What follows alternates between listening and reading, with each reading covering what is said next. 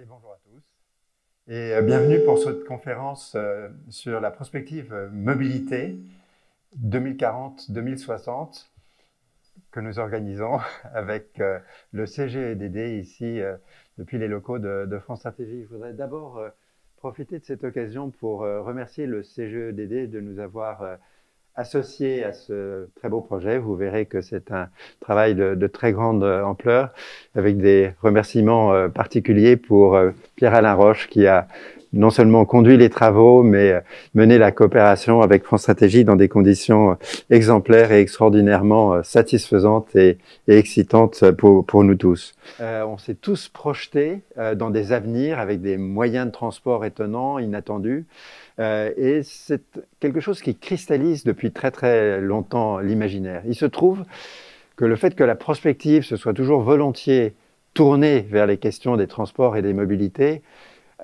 prend aujourd'hui une allure tout à fait singulière, parce que nous savons aujourd'hui que nous allons devoir, d'ici quelques dizaines d'années, réussir à ne plus avoir d'émissions de carbone, de gaz à effet de serre liées au transport. Et ceci crée une situation qui est radicalement différente de toutes les situations que nous avons connues jusqu'ici en matière de prospective. Ça s'est traduit dans les travaux que nous avons menés par quelque chose de tout à fait nouveau, quelque chose de tout à fait différent de ce qu'on fait d'habitude. D'habitude, on prend les tendances en cours, celles qu'on peut identifier, ce qu'on peut anticiper, et on essaye de se projeter vers l'avant. On appelle ça du forecasting. Et ici, nous avons à faire en même temps un exercice qui est très différent, qui est un exercice de se dire, il faut qu'à une date donnée, en 2050, en 2060, on soit arrivé à tel endroit. Et pour pouvoir arriver à cet endroit, nous allons nous demander ce qu'il convient de faire pour y arriver, pour y parvenir. C'est ce qu'on appelle souvent du backcasting, et c'est une des originalités principales de la démarche que nous vous présenterons aujourd'hui. Les travaux ont été organisés pour couvrir le plus large possible un sujet qui est très large, parce qu'il couvre notre quotidien, il couvre le quotidien des marchandises aussi, et puis l'organisation de l'espace rural, de l'espace urbain. Ce sont aussi des grands enjeux industriels. Il faut que les technologies permettent ces transformations. Et nous avons donc une organisation de notre travail qui s'est faite très naturellement autour de 5 ateliers sur les mobilités des personnes, les mobilités, les transports des marchandises, les technologies, les questions qui sont liées à l'aménagement de l'espace, urbain notamment, et puis les risques que tout ceci comporte et qui doivent être pris en compte. Nous allons ce matin avoir une réunion organisée autour de 3 tables rondes. Bérangère Mesqui, qui dirige le département développement durable et numérique de France Stratégie, va assurer l'animation de cet ensemble de tables rondes. Et ce sera souvent également Pierre-Alain Roche qui sera amené à intervenir et puis qui fera la conclusion de cette réunion. Et je le remercie encore une fois de ce travail fait en commun dans d'excellentes conditions. Alors, comme Gilles l'a dit, le webinaire de ce matin est organisé en 3 tables rondes. Dans la première table ronde, on aura une présentation un peu transversale des travaux. Et puis ensuite, les 2 tables rondes suivantes permettront de rentrer plus en détail dans les résultats des ateliers, donc avec une première table ronde consacrée à la mobilité des personnes et à la question de l'aménagement, et une deuxième table ronde consacrée au transport de marchandises et à la logistique. Nous aurons 3 phases de questions à l'issue de chacune des tables rondes. Donc, n'hésitez pas à poser vos questions dans le chat. On pourra sans doute pas prendre toutes les questions à l'oral, mais on essaiera, dans la mesure du possible, de répondre à vos questions directement dans le chat pour celles qu'on n'aura pas pu prendre à l'oral. Donc, voilà, n'hésitez pas à poser toutes vos questions dans le chat. On commence directement, du coup, cette première table ronde, donc consacrée à la présentation des travaux d'une manière générale. Et pour cela, donc j'accueille Pierre-Alain Roche, que Gilles a déjà présenté, qui est président de la section mobilité et transport du Conseil général de l'environnement et du développement durable. Pierre-Alain, est-ce que tu peux nous présenter rapidement la démarche? Oui, bonjour à tous. Ravi d'être là. Merci à France Stratégie pour ce partenariat extrêmement constructif et positif. Je rejoins les paroles chaleureuses de Gilles de Margerie en introduction. C'est un grand plaisir pour nous de travailler avec vos équipes. Pour tout dire, cette démarche a démarré essentiellement par l'idée que nous souhaitions faire un peu le point de ce qu'on pouvait penser de ces questions extrêmement complexes de prospective, Et ça correspondait à une commande qui nous avait été passée dans notre programme de travail au CGEDD. Et puis on s'est rencontrés avec Gilles de Margerie et Bérangère et on s'est dit, on va faire ce bout de chemin ensemble. La logique de travailler avec des ateliers thématiques est apparue indispensable pour arriver, à partir d'une quinzaine de contributeurs, à mobiliser une centaine d'experts de façon approfondie et efficace. Après est née assez vite la nécessité finalement d'illustrer ces travaux par des scénarios, de les quantifier dans la mesure du possible, et c'est bien la première démarche de forecasting qui a été évoquée. Et puis après, on s'est rendu compte qu'il était absolument indispensable, je vais y revenir, de travailler en backcasting à partir d'un objectif de neutralité carbone. Puis l'idée finalement de synthétiser tout ça dans des rapports thématiques.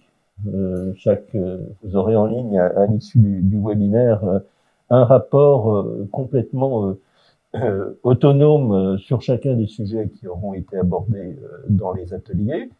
Et puis finalement, il fallait aussi faire une synthèse, donc on a fait un grand rapport de synthèse. Et puis comme tout ça était beaucoup de matière, on a fait un rapport très très concis qui essaye de dire l'essentiel des enseignements qu'on en tire. Et finalement, une fois que tout ce travail était fait, on s'est dit que, comme on appelle au débat, vous allez le voir de façon active, eh bien, il fallait le partager avec le plus grand nombre, et on est très heureux de la grande assistance qu'il y a aujourd'hui à ce webinaire. Comme l'a dit Gilles de Margerie, donc le choix très déterminé que nous avons fait, c'est de prendre la question de la neutralité carbone comme le débat surplombant d'aujourd'hui, concernant l'ensemble des mobilités, et effectivement le fait que ce nouvel enjeu nous amène à ne pas considérer un exercice passif en quelque sorte de réponse aux attentes individuelles ou des acteurs économiques, mais de regarder comment la responsabilité collective d'arriver à la neutralité peut s'incarner dans des trajectoires efficaces. Est-ce que finalement les évolutions des progrès technologiques et les évolutions spontanées des modes de vie y répondront facilement? Est-ce qu'il faudra envisager des avenirs avec de fortes contraintes? C'est bien évidemment la question que nous nous posions quand nous avons commencé ce travail. Voilà, un choix donc assez déterminé qui va vous être illustré donc par les présentations synthétiques du démarrage, et puis après on n'approfondira pas pour les mobilités des personnes et les mobilités des marchandises. Merci beaucoup Pierre-Alain. Donc on va rentrer un petit peu plus en détail dans les scénarios pour comprendre quels ont été les choix qui ont guidé la réalisation de ces scénarios. Alors pour pouvoir se projeter à 2060, il faut quand même commencer par faire des hypothèses sur ce que sera le monde de demain, notamment en termes de population et en termes de croissance économique. Jin-Cheng Li, tu es économiste à France Stratégie. Peux-tu nous présenter les hypothèses qui ont été retenues dans le cadre de cet exercice? Voilà, en effet, pour faire une prospective, il faut se placer dans un contexte. Et bien sûr, c'est dans un contexte français et mondial. Et donc, nous avons donc collectivement choisi les hypothèses de population démographique et économique. Alors, dans la démographie, donc, nous nous basons sur les projections de l'INSEE, sauf que voilà, vous voyez bien donc, sur les graphiques, c'est que l'INSEE a révisé ses prévisions à la fin de 2021. Voilà, donc nous avons intégré cette nouvelle hypothèse.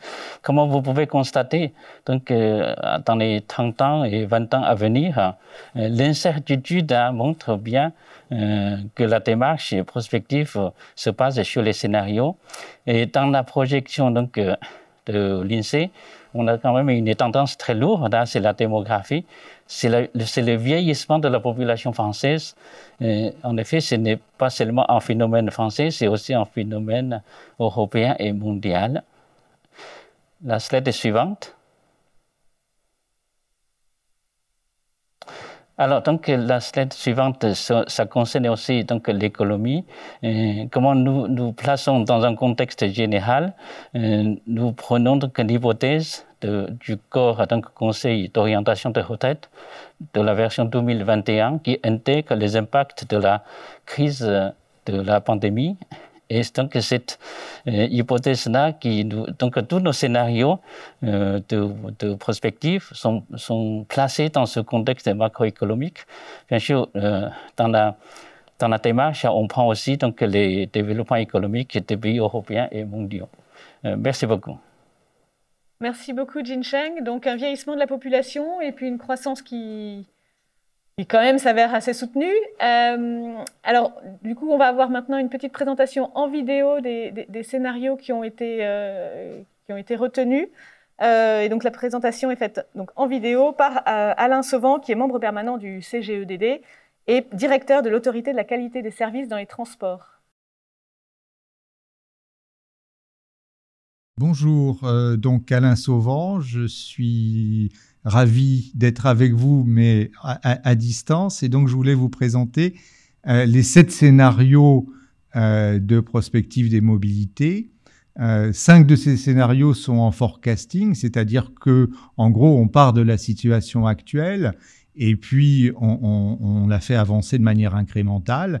Et puis, vous avez 2 scénarios, donc dits en backcasting, qui ont pour objectif de respecter la neutralité carbone en 2060. Alors, ces 5 scénarios de forecasting, on va commencer par eux. Le premier, qui est celui de l'ambition de base, en gros, il prend les décisions déjà prises et puis il les prolonge et il décrit un avenir possible dans cette continuité avec un peu plus d'ambition. Le scénario du pire climatique, lui, il va regarder ce qui se passe si on ne prend pas de mesures contraignantes, à la fois pas beaucoup d'évolution technologique et puis qu'on laisse filer en matière de quantité de déplacement, en matière de partage modal. Vous avez un autre scénario qui est celui de poussée technologique qui, par rapport au scénario d'ambition de base, va renforcer les quantités d'efforts technologiques. Donc, par exemple, au-delà des véhicules électriques du scénario d'ambition de base, on va aller produire les véhicules de manière décarbonée, avoir des batteries à longue durée de vie, ce genre de mesures. Et puis, vous avez le scénario de poussée de sobriété. Donc, lui, par rapport à ambition de base, on va au contraire renforcer les mesures de sobriété, c'est-à-dire les mesures qui visent à limiter les quantités de déplacement ou avoir des modes plus respectueux de l'environnement, davantage de covoiturage, et donc essayer de progresser donc plus sur la voie de la sobriété dans ce scénario. Et puis un scénario hyper contraint qui croise à la fois pas beaucoup d'efforts en matière de technologie de motorisation et par contre beaucoup d'efforts de sobriété pour un résultat en termes de carbone qui est pas très bon en fait, compte tenu de ces éléments.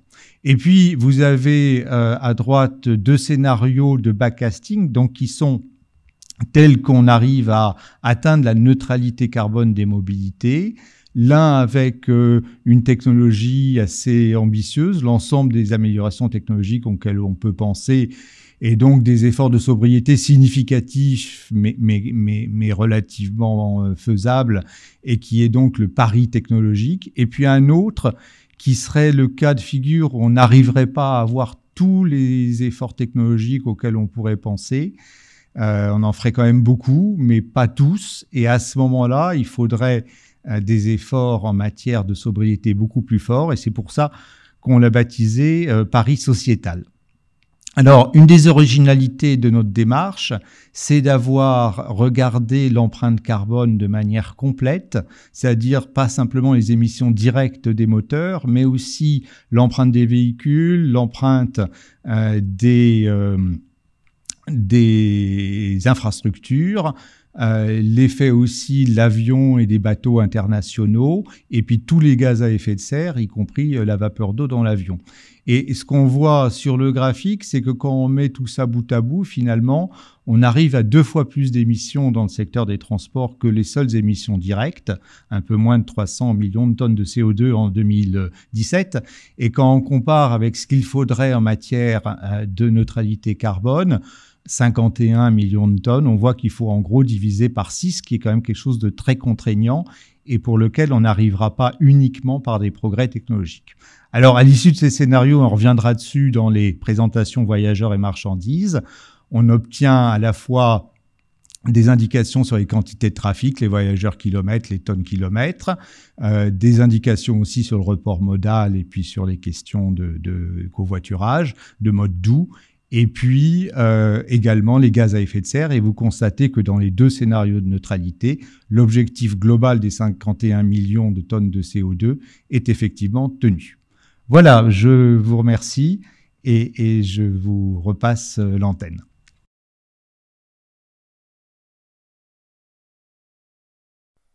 Donc on le voit dans les scénarios présentés, c'est toujours un doux équilibre entre des progrès technologiques et des changements de comportement ou de sobriété. Mais c'est quoi précisément les progrès technologiques sur lesquels on peut compter pour atteindre la neutralité carbone? Dominique Overlo, tu es membre permanent du CGEDD, est-ce que tu peux nous en dire un peu plus? Merci Bérangère et bonjour à tous. Je vais donc essayer en 5 minutes de vous présenter quelques-uns des résultats du groupe de travail sur la motorisation à travers 3 slides. Un premier slide sur l'objectif de réduction des émissions de gaz à effet de serre, un second slide sur les résultats possibles et un troisième slide sur les leviers économiques nécessaires. Premier slide donc, le slide correspondant à l'objectif de neutralité carbone. Ne nous le cachons pas, l'objectif est extrêmement ambitieux. Selon la Commission européenne, il faut en effet diviser par 10 nos émissions directes dans le secteur du transport d'ici 2050, alors que depuis 1990, nous les avons au contraire augmentées de 10%. Dans notre calcul en empreinte carbone, nous arrivons à la nécessité de diviser ces émissions par 6. Première conséquence, et pour nous elle est extrêmement importante, l'efficacité énergétique des motorisations ne va plus suffire. Il faut aller au-delà. En gros, il faut aller vers des motorisations et des carburants neutres au carbone. Autrement dit, en moins d'une génération, nous devons apprendre à nous passer des hydrocarbures d'origine fossile. Mais bonne nouvelle, et c'est le second slide, c'est le second transparent, les résultats que nous obtenons dans la réduction possible des émissions de gaz à effet de serre de l'empreinte carbone sont importants, sont même extrêmement importants. Vous voyez ici, pour des véhicules neufs à 2040-2060, qu'on peut atteindre des réductions de l'empreinte carbone des véhicules particuliers et des VUL de 4 à 8, et des réductions pour les bus et les poids lourds de 8 à 10, ce dans une vision optimiste, c'est-à-dire dans le scénario de neutralité technologique, dans le scénario du pari technologique que vous a proposé Alain Sauvant. Nous avons aussi considéré un scénario dans lequel nous étions un peu moins ambitieux sur ces chiffres, et c'est le scénario du pari sociétal, avec naturellement un peu plus d'efforts sur la sobriété. Bonne nouvelle également, si l'électricité arrive finalement comme l'énergie probablement gagnante pour les véhicules particuliers et pour les poids lourds d'une certaine autonomie, il y a d'autres formes d'énergie possibles, que ce soit l'hydrogène, que ce soit les biocarburants ou les e-carburants, ou pour le maritime, le GNL avec capture et stockage du carbone, l'ammoniac ou le méthanol. Vous noterez au passage que pour les bus et les poids lourds, nous obtenons des facteurs de réduction extrêmement importants. C'est dû au fait que quand on fait un calcul en empreinte carbone, ce qui domine et ce qui domine de très loin, c'est le facteur correspondant aux émissions directes de gaz à effet de serre avec l'amont pétrolier. Donc, de là le résultat, et de là l'idée qu'il faut aller rapidement vers ce type de motorisation. Un mot enfin de l'aérien et du maritime. Pour l'aérien, il n'y a pas de solution miracle. Il va falloir développer les biocarburants, les e-carburants et accroître les recherches. Et pour le maritime, des expérimentations sont nécessaires sur les différentes motorisations possibles. Mais pour que tout cela puisse arriver, il nous faut mettre en place un certain nombre de leviers économiques. Et c'est le troisième slide. Et nous avons finalement 3 sortes de leviers économiques à notre disposition. Premier levier économique à notre disposition, c'est celui du côté de l'offre, c'est celui qui va porter sur les constructeurs, avec le slide suivant, s'il vous plaît. Donc c'est celui qui va porter sur les constructeurs, avec deux types de leviers. L'interdiction de la vente des véhicules neufs émetteurs de gaz d'origine fossile, ce qui est une formulation qui respecte la neutralité technologique.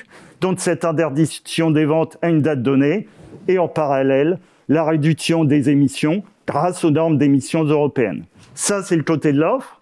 Côté de la demande, il y a naturellement les signaux adressés aux usagers à travers le bonus-malus, le suramortissement pour les professionnels, la prime à la conversion et naturellement les ZFE. Troisième signal possible, c'est celui de la contribution, c'est celui du signal prix carbone sur le prix du carburant. Il nécessiterait très certainement la mise en place de mesures redistributives et l'existence d'un marché d'occasion important pour le véhicule électrique, mais en période de prix des carburants élevés, ce signal prix carbone n'est naturellement pas utile. Tout ceci nous amène à considérer que pour aller vers cette transition énergétique, il faut mettre en place une palette de leviers économiques et que pour cette palette de leviers économiques puisse effectivement se mettre en place, il faut au préalable avoir un débat dans la société et, si possible, que chacun d'entre nous adhère à ces différents leviers économiques. Merci. Merci beaucoup Dominique. Donc on le voit, les leviers technologiques sera quand même une grande part de la solution pour atteindre la neutralité carbone. On l'a vu dans les scénarios, ça ne suffit pas. Et puis on note le message effectivement sur la nécessaire adhésion de la population à ces transformations. Pierre-Alain, peut-être est-ce que tu peux nous résumer les principaux messages à retenir finalement de cet exercice? Voilà. Donc, comme ça a été déjà évoqué, le raisonnement en empreinte qui double globalement l'analyse par rapport à celle des seules émissions directes à l'échappement, ce qui sort du pot d'échappement, est évidemment une exigence forte et importante. Donc cet exercice qui consiste de savoir si on y arrivera à cette neutralité du secteur, c'est-à-dire qu'il ne mange pas plus de puits de carbone et d'émissions négatives que la proportion de ces émissions actuelles. Donc il ne va pas chercher des puits de carbone chez les voisins en quelque sorte. C'est évidemment un exercice sur lequel il fallait tester la faisabilité. La bonne nouvelle, comme le disait Dominique, c'est que on a des backcastings qui montrent que c'est possible. Néanmoins, ils sont très variés selon tout un ensemble d'hypothèses. Et ce qui domine évidemment dans un exercice de prospective, c'est la prise en compte des incertitudes. Et nous avons un triple sujet dans cette affaire. Des fortes incertitudes qui sont inhérentes à toute prospective, une urgence climatique qui est évidemment à notre porte et qui fait qu'il faut intervenir le plus rapidement possible, et des délais d'effet des mesures qui sont liés à des renouvellements des parcs de véhicules, de l'adaptation du système industriel qui font que passer de l'initiative de changer le flux des nouvelles acquisitions au fait que le stock des nouveaux véhicules soit moins émissif est important. De la même façon, les mesures de sobriété s'organisent et peuvent prendre leurs effets dans la grande durée. Donc beaucoup d'incertitudes, je vais en lister quelques-unes, mais je pense que chacun en est conscient. D'abord, un contexte international extrêmement incertain sur l'évolution technologique, le commerce, la compétition entre les acteurs, les stratégies coopératives ou non. Le problème que nous évoquons ne se traite pas qu'à l'échelle française, loin de là. L'incertitude démographique, Jing Shen l'a rappelé, en cours de route, très forte révision des projections, mais ça a évidemment des conséquences sur tous nos travaux. Et Alain Sauvant a refait tous ses calculs un peu en urgence pour qu'on puisse sortir notre document. C'est sans doute pas la dernière fois que les projections à 2040 et 2060 seront révisées. Donc il faut aborder ces questions avec évidemment beaucoup de modestie.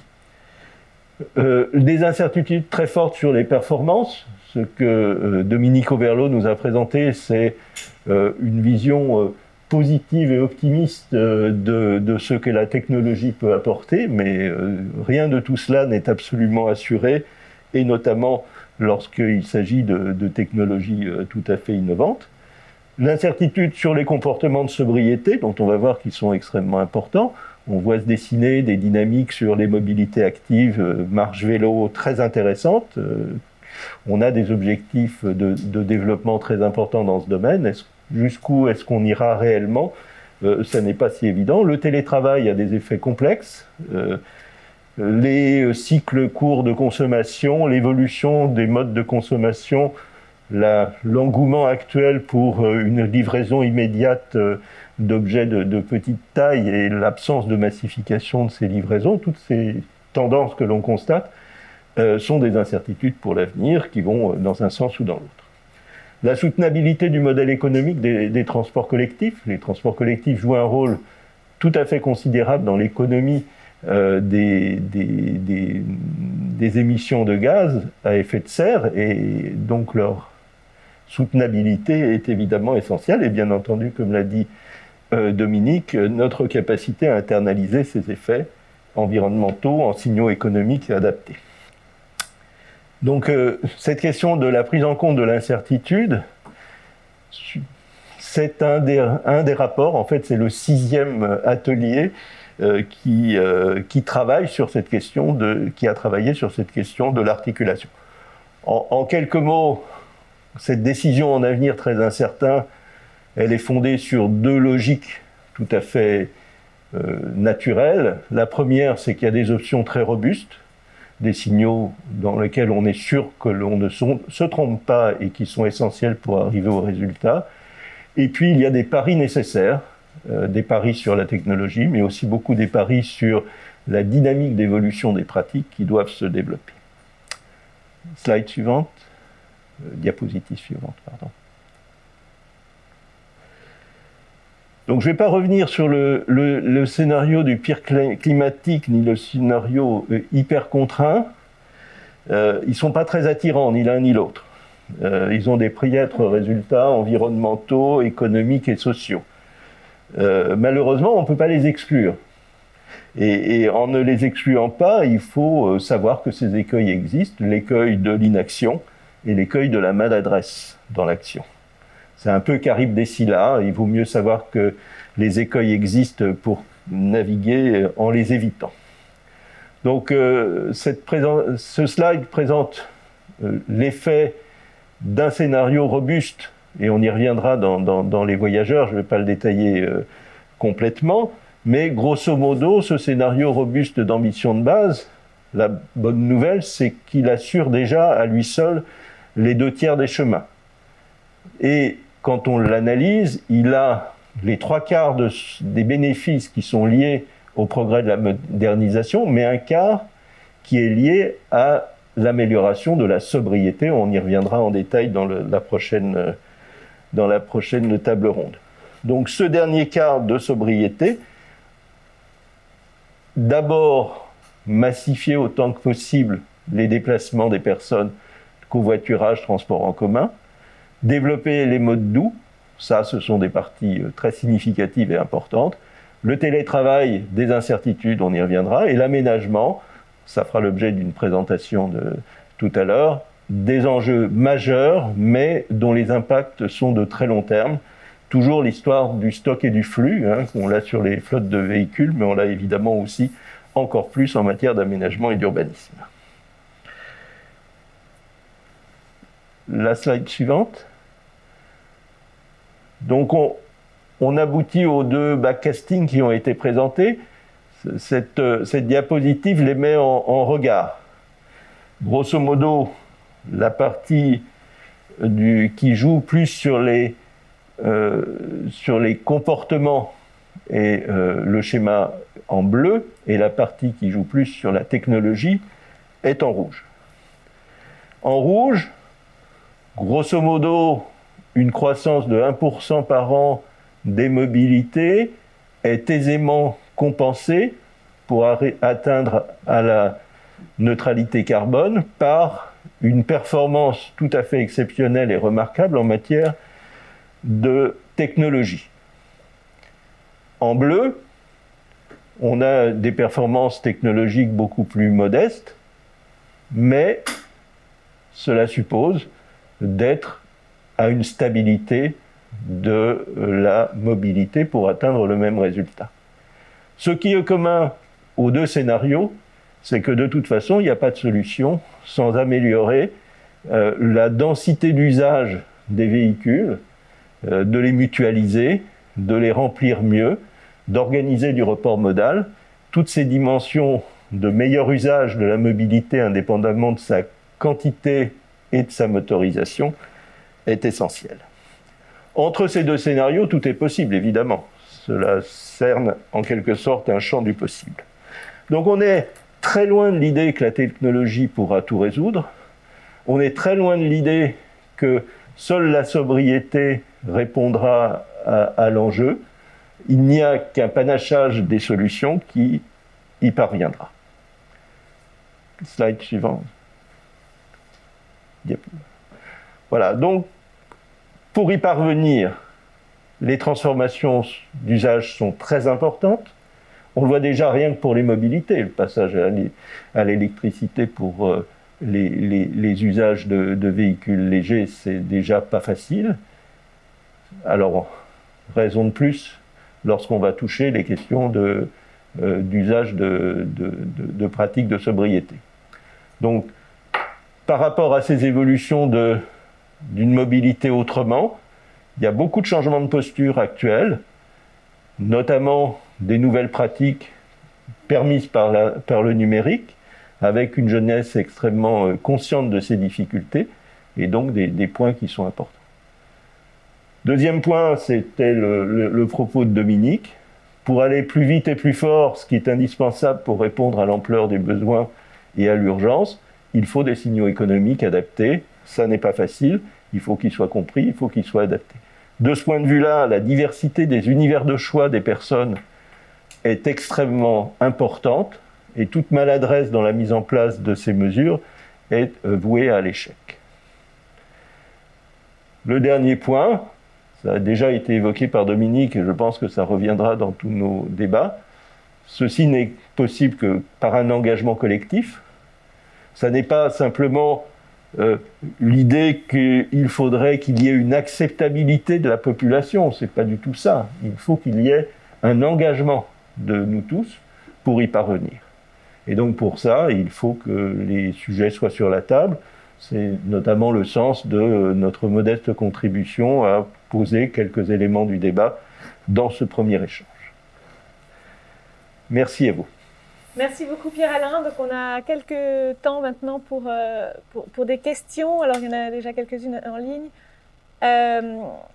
Des questions d'abord sur les hypothèses retenues pour la démographie et la croissance. Alors, deux questions. À l'horizon 2060, pourquoi se limiter à l'évolution de la seule population française et de ne pas prendre une base européenne?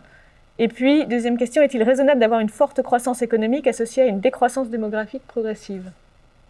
Mais en effet, ce qui est présenté, c'est les tout graphiques, c'est la population et l'économie française. Mais dans la démarche, on a bien pris en compte la croissance économique de l'Europe et du monde. Et bien sûr, donc pour toute la partie population aussi. Voilà, tout à fait. D'accord. Et sur la croissance économique et la décroissance de la population? Alors, en effet, donc le scénario du corps 2021, ce qu'on a pris, c'est en cohérence avec la nouvelle projection de l'INSEE. D'accord. Voilà, donc la cohérence est bien assurée. D'accord. Oui, Pierre-Alain, vas-y. Ajouter un mot.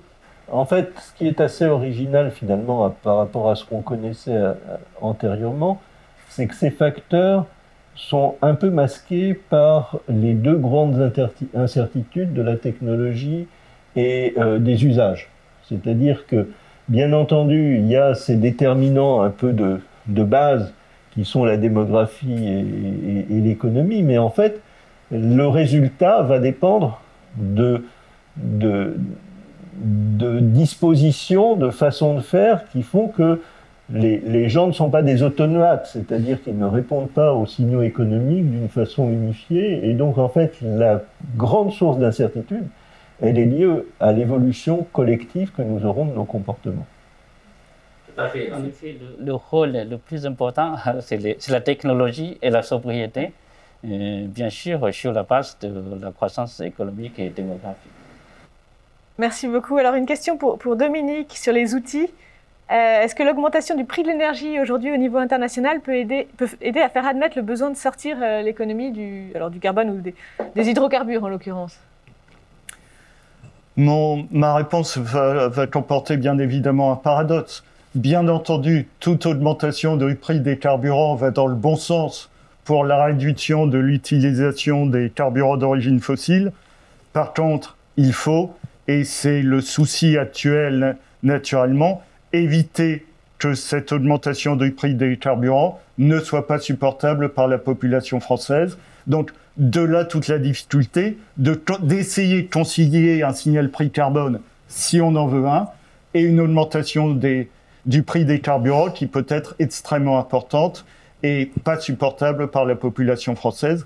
Et c'est de fait un débat à avoir pour savoir si on peut effectivement mettre en place un tel signal, si avec des mesures redistributives, avec un marché d'occasion du véhicule électrique qui est développé et avec une certaine équité d'ensemble de la société. Merci beaucoup.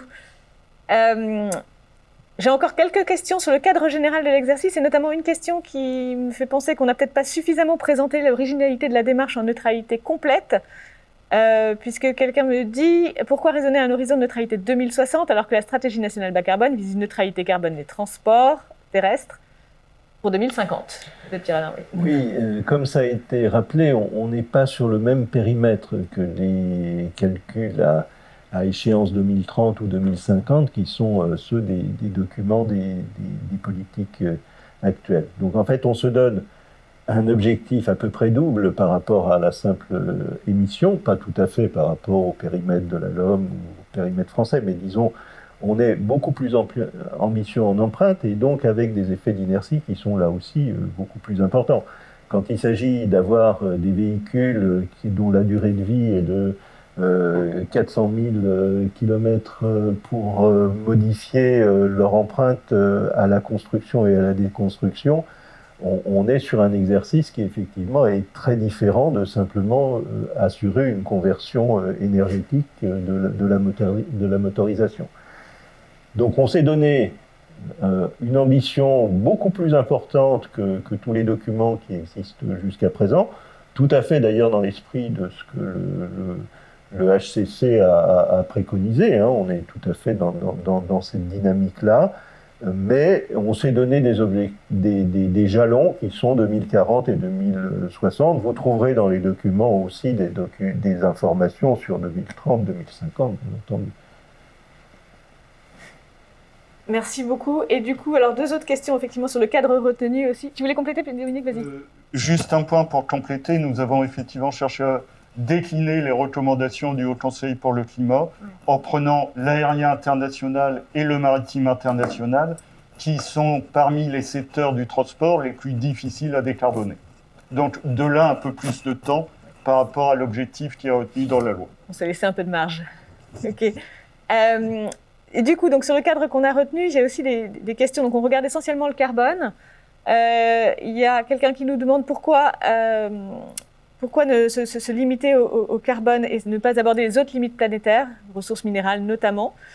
Et puis, c'est un peu connexe, c'est pas exactement la même question, mais aussi quelqu'un qui nous demande est-ce qu'on a regardé les questions de l'impact de la transition sur la production électrique?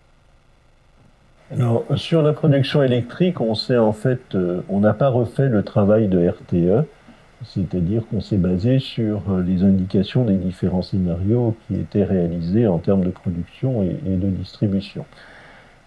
Sur la question de... la première question, c'était... Les autres limites planétaires. En fait, on les évoque beaucoup. Alors, on y reviendra aussi dans les autres tables rondes. Mais on parle de carbone, mais il y a aussi tous les effets sur la santé publique, les émissions... Enfin, sur la biodiversité, les emprises des infrastructures et tout ça. On a ici essayé de faire un focus un petit peu particulier sur ce qui nous paraissait être le sujet surplombant, et en fait on s'aperçoit qu'il entraîne les autres, et que ce qu'on dit quand on parle de neutralité carbone entraîne des conséquences positives sur tous les autres domaines. Donc ces sujets sont traités, on les a pas mis en lumière dans ce webinaire où on essaye d'être un peu synthétique, mais ils sont évidemment, les ressources rares en matière de métaux et de terres rares sont bien connues, je pense, de la plupart des participants. Oui, Dominique. Juste un chiffre en matière de production d'électricité ou de consommation d'électricité. Un parc d'environ 30 millions de véhicules électriques représenterait une consommation de 80 TWh. C'est moins que ce que la France exporte aujourd'hui en matière d'électricité. Cela dit, ça doit être pris en compte par rapport à 2040 et 2045, et RTE le fait tout à fait. En matière de ressources, naturellement, nous soulignons la nécessité d'aller vers le recyclage des batteries, mais ça me paraît assez évident. Merci beaucoup. Alors, une dernière question, puisqu'il nous reste 2 minutes. Est-ce qu'on a une idée du coût de la transition ? La question difficile. Oui, c'est la question difficile, parce que pour être capable de chiffrer le coût de la transition, il faut être en mesure de préciser le détail des mesures. Or, ce qu'on a essayé de faire, c'est un travail qui est plus un travail d'éclairage général. Alors, il y a des travaux plus précis qui se font, et honnêtement à plus courte échéance. Ce qu'on a essayé de regarder, notamment dans le fascicule sur les risques, c'est aussi les coûts de l'inaction, qui sont des coûts considérables. Et là, on voit que les incertitudes sur les coûts de l'inaction peuvent nous amener dans des choses absolument vertigineuses, puisque la connaissance des impacts du réchauffement est évidemment une connaissance dont l'ampleur des risques est encore à découvrir. On en a déjà des certitudes de base, mais il y a des risques très importants. Donc non, on ne sait pas aujourd'hui, enfin en tout cas dans cet exercice, on ne sait pas chiffrer une trajectoire jusqu'en 2060 qui dit voilà le prix que ça coûte exactement. Ce qu'on sait dire, c'est que de toute façon, il faudra trouver ce chemin. Et ça fera partie des fondamentaux de notre économie. Mais c'est surtout aussi, il faut dire que les coûts d'investissement en projets durables et verts, c'est le chemin de la croissance verte. Donc ça rapporte à la croissance économique. Donc ce n'est pas uniquement le coût, mais c'est surtout la capacité de financement de ces projets qui vont contribuer donc, à la décarbonation. Merci beaucoup à tous les trois. Alors Pierre-Alain, tu restes avec moi et je remercie Dominique et Jin-Cheng. On va passer maintenant à la deuxième table ronde, donc consacrée à la mobilité des personnes et à l'aménagement. Donc là, on rentre un peu plus dans le détail des ateliers. On va pouvoir rentrer un peu plus dans le fond. On va commencer cette deuxième table ronde par une vidéo encore, puisqu'Alain Sauvant ne peut toujours pas être avec nous. Donc, Alain Sauvant va nous présenter les principaux résultats de l'atelier sur la mobilité des personnes, donc qui a donné lieu à un rapport thématique, comme on l'a annoncé en début de séminaire. On peut lancer la vidéo. Je rappelle que Alain Sauvant est membre permanent du CGEDD et directeur de l'autorité de la qualité des services dans les transports. Rebonjour, donc Alain Sauvant. Je vais vous présenter de manière plus détaillée les scénarios dans le domaine de la mobilité des personnes. On va commencer par le scénario ambition de base, qui est le scénario central en matière de forecasting.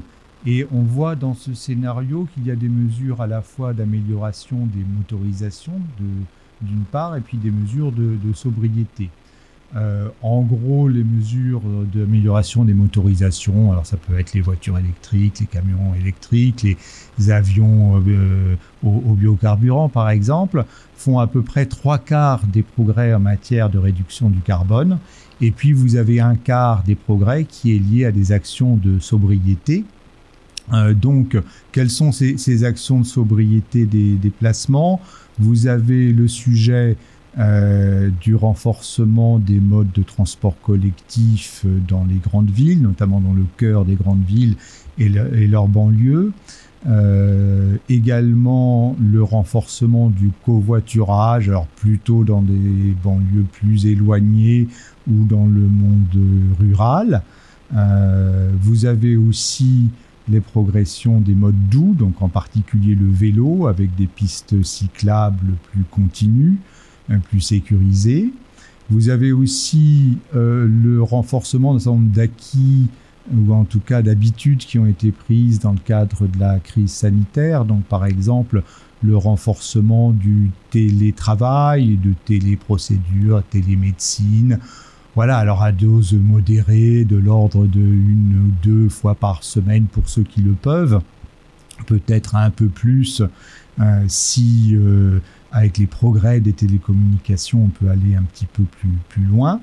Voilà. Et puis également des progrès en matière d'aménagement avec une ville plus compacte. Mais vous voyez que ces progrès ont des conséquences assez mesurées parce que finalement, 40 ans pour l'évolution des villes, c'est un délai qui est quand même très court finalement. Et le groupe aménagement vous en parlera davantage.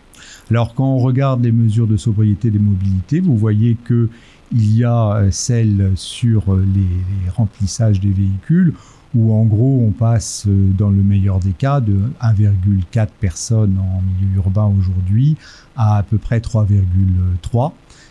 C'est le scénario de Paris sociétal. Et puis pour les modes lourds de transport collectif, on passe d'à peu près 19% dans les grandes agglomérations actuellement à peu près 33% dans ces scénarios de neutralité. Alors, quand on regarde aussi de manière plus l'angle social, on voit que les riches se déplacent davantage. Vous voyez ici les quantités de déplacements et les émissions par décile de revenus, mais qu'il y a aussi de la dispersion à l'intérieur de chaque classe sociale, ce qui fait que la compensation de hausse de la taxe carbone sera un petit peu difficile si on envisage de compenser par exemple les hausses pour les 30% de la population la plus pauvre.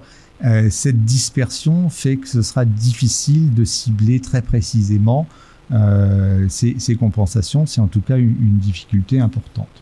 Alors, quand on regarde à quoi on arrive globalement en termes de flux, eh bien vous voyez pour ce qui concerne les voyageurs kilomètres terrestres dans leur ensemble, on est actuellement à un peu moins de 1000 milliards de voyageurs kilomètres. Si on ne fait rien, par exemple dans le scénario du pire climatique, où notamment on laisse se développer des véhicules autonomes sans régulation, donc vous avez beaucoup de retours à vide, beaucoup de déplacements parce qu'on peut se déplacer trop facilement, à ce moment-là on irait à 1450 milliards de voyageurs kilomètres. On arriverait cependant, avec le meilleur des technologies, à atteindre la neutralité avec à peu près 1350 milliards de voyageurs kilomètres. Par contre, si la technologie n'est pas au rendez-vous, on voit qu'on est plus dans la tendance du pari sociétal. Et là, il faut contenir les déplacements à 1000 milliards de voyageurs kilomètres, malgré la croissance économique, 1,4% par an, qui a tendance à la pousser à la hausse. Et puis dans le domaine aérien, c'est un peu similaire. On passe des 400 milliards de voyageurs kilomètres, transport international inclus actuel, à peu près 1100 dans le pire climatique où on ne fait pas d'efforts. On arrive à atteindre la neutralité avec une certaine augmentation modérée des trafics à 650 milliards de voyageurs kilomètres si la technologie est au rendez-vous. Donc par exemple les avions à biocarburant, les avions à hydrogène vert. Et puis, si l'ensemble de ces technologies n'est pas complètement au rendez-vous, simplement partiellement, à ce moment-là, il faudrait par contre envisager de réduire le transport aérien. Vous voyez, passer de 400 à 200 milliards environ de voyageurs kilomètres, ce qui pose la question dans ce scénario de pari sociétal des leviers utilisables, parce que on est dans une situation qui est plus une situation de rupture. Et donc là, est-ce que c'est une taxe carbone très élevée ? Est-ce qu'il faudra même envisager des mesures de quotas, c'est-à-dire de limitation ? C'est des choses qu'il faudra peut-être explorer si on veut atteindre la neutralité et que tous les progrès technologiques n'étaient pas totalement au rendez-vous. Voilà, je vous remercie beaucoup et je passe la parole à Yves Crozet qui va vous présenter ces questions et leurs attendus de manière plus précise. Merci.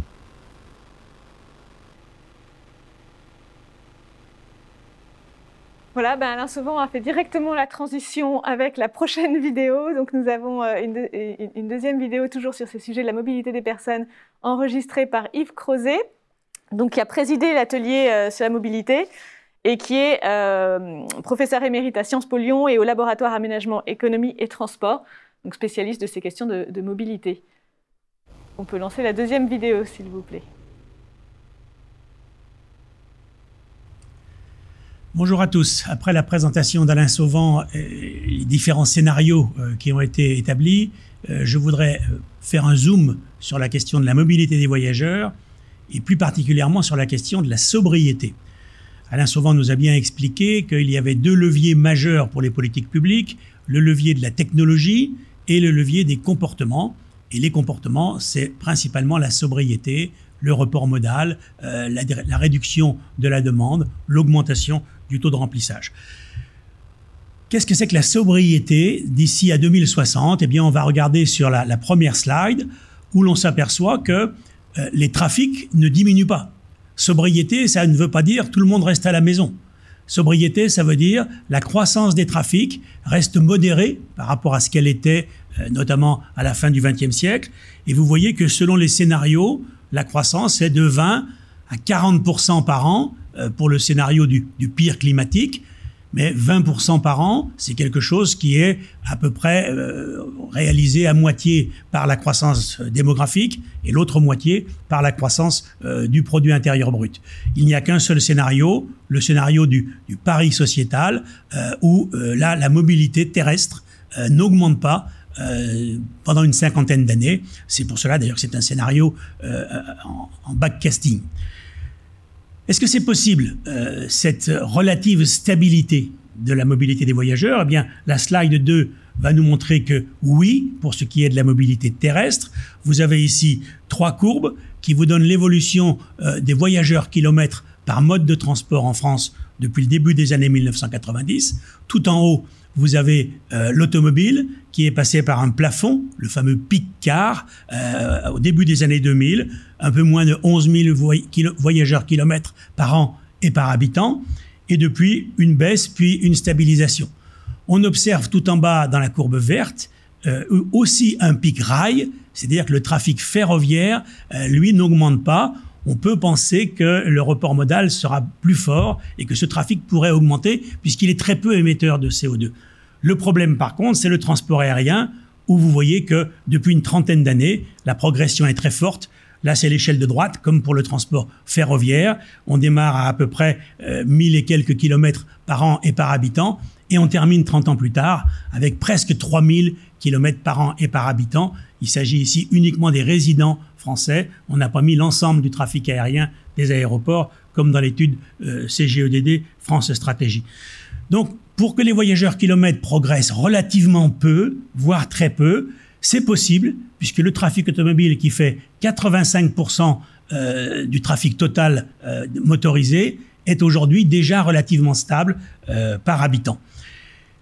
Qu'est-ce que ça peut donner tout ça sur les différents scénarios en chiffres? Regardons maintenant la slide numéro 3, où vous avez la distinction entre les voyageurs terrestres et les voyageurs aériens. Premier constat, les voyageurs aériens, en prenant l'ensemble du trafic aérien français, c'est quelque chose de très important. 376 milliards de passagers kilomètres pour, entre guillemets, seulement 940 pour uniquement les passagers terrestres, dont 85% pour l'automobile. Et vous voyez que, de façon surprenante, les scénarios ne vous disent pas qu'il faut détruire le transport aérien. Puisque pour la colonne du milieu, vous voyez que, mis à part le scénario tout en bas de Paris sociétal, le transport aérien augmente, il augmente même parfois significativement, et il y a donc des marges de manœuvre importantes pour le transport aérien. Pour les passagers terrestres, eh bien, vous voyez que là aussi, il y a cette augmentation, plus ou moins forte, selon les scénarios. L'impact sur les tonnes de CO2 est là aussi significatif. Vous voyez que dans le scénario de la poussée technologique, on réussit, grâce au progrès technique, à diviser par 2 les émissions de CO2, de 296 à 154 millions. Mais vous voyez que là, on a quelque chose qui n'est pas tout à fait dans l'objectif. On va passer à la slide 4 pour comprendre cela. Vous voyez tout à l'extrême droite les pourcentages de réduction. Et là, vous voyez que nous ne sommes pas dans l'épure du Fit for 55. Il n'y a pas de réduction de 55% ou même de 60% des émissions en 2030, puisque là, c'est en 2040. Et en 2040, on fait au mieux 50%. Et donc, en termes de conclusion, ce que nous pourrions dire, c'est que les scénarios qui vous ont été proposés sont des scénarios qui laissent encore un petit peu de champ à la mobilité, qui laissent à la mobilité, y compris aérienne, la possibilité de se développer. Il est peut-être possible que si nous devions vraiment atteindre les objectifs que se fixe l'Union européenne, il serait peut-être possible d'aller plus durement sur la contrainte des mobilités. Et c'est pour cela que nous avons fait le scénario du pari sociétal. Je vous remercie.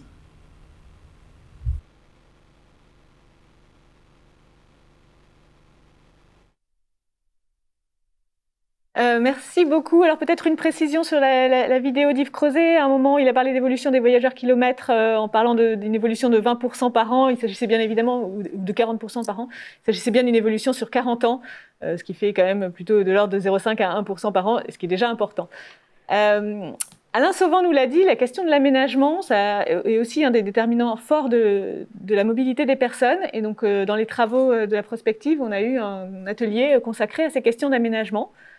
Donc pour aborder un peu plus en détail les résultats de cet atelier, j'accueille Francis Bossir. Donc vous êtes géographe, professeur des universités, vous avez présidé ce groupe aménagement. Et donc pouvez-vous nous en dire un peu plus sur les liens entre aménagement et mobilité des personnes?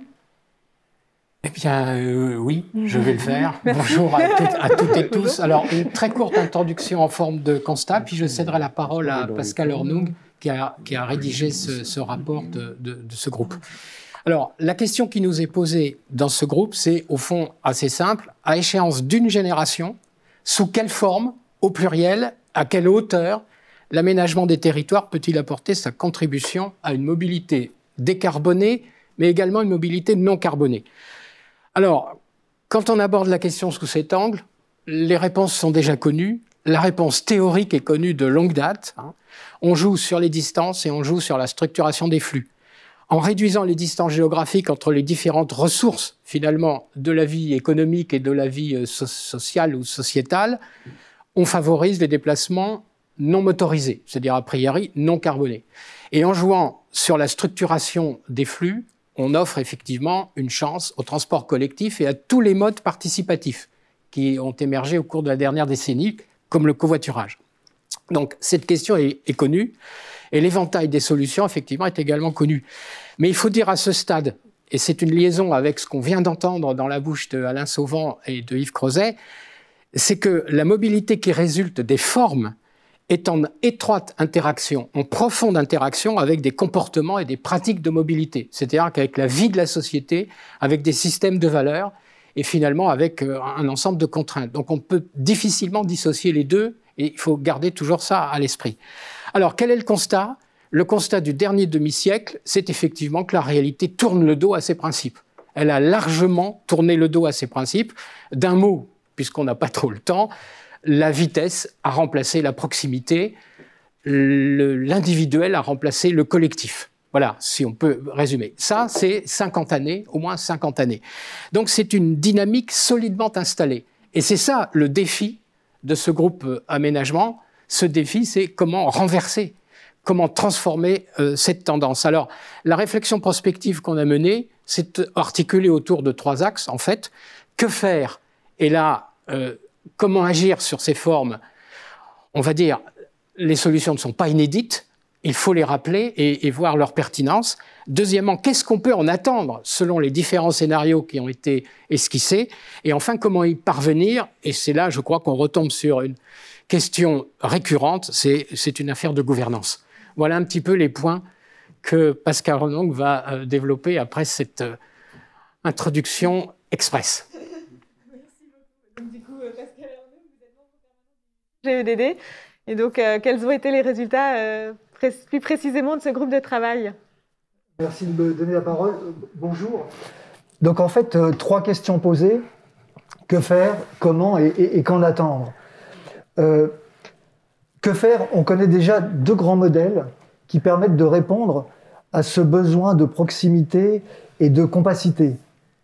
Il y a le modèle du polycentrisme maillé, ou dit aussi la théorie aussi des lieux centraux, qui situe chaque activité, bien, service, dans la ville, qui permet d'équilibrer l'offre et la demande, et en même temps de minimiser les déplacements des habitants et des consommateurs. Je vais peut-être expliquer avec ces deux slides pour que ce soit plus simple. Vous avez sur cette slide, par exemple, un habitant qui habite au sud-est de Murat, dans le Cantal. Eh bien, la tendance aujourd'hui dans beaucoup de départements en France, c'est de ramener tout dans les grands centres. En l'occurrence, ici, ce serait Aurillac. Donc, slide suivante, s'il vous plaît.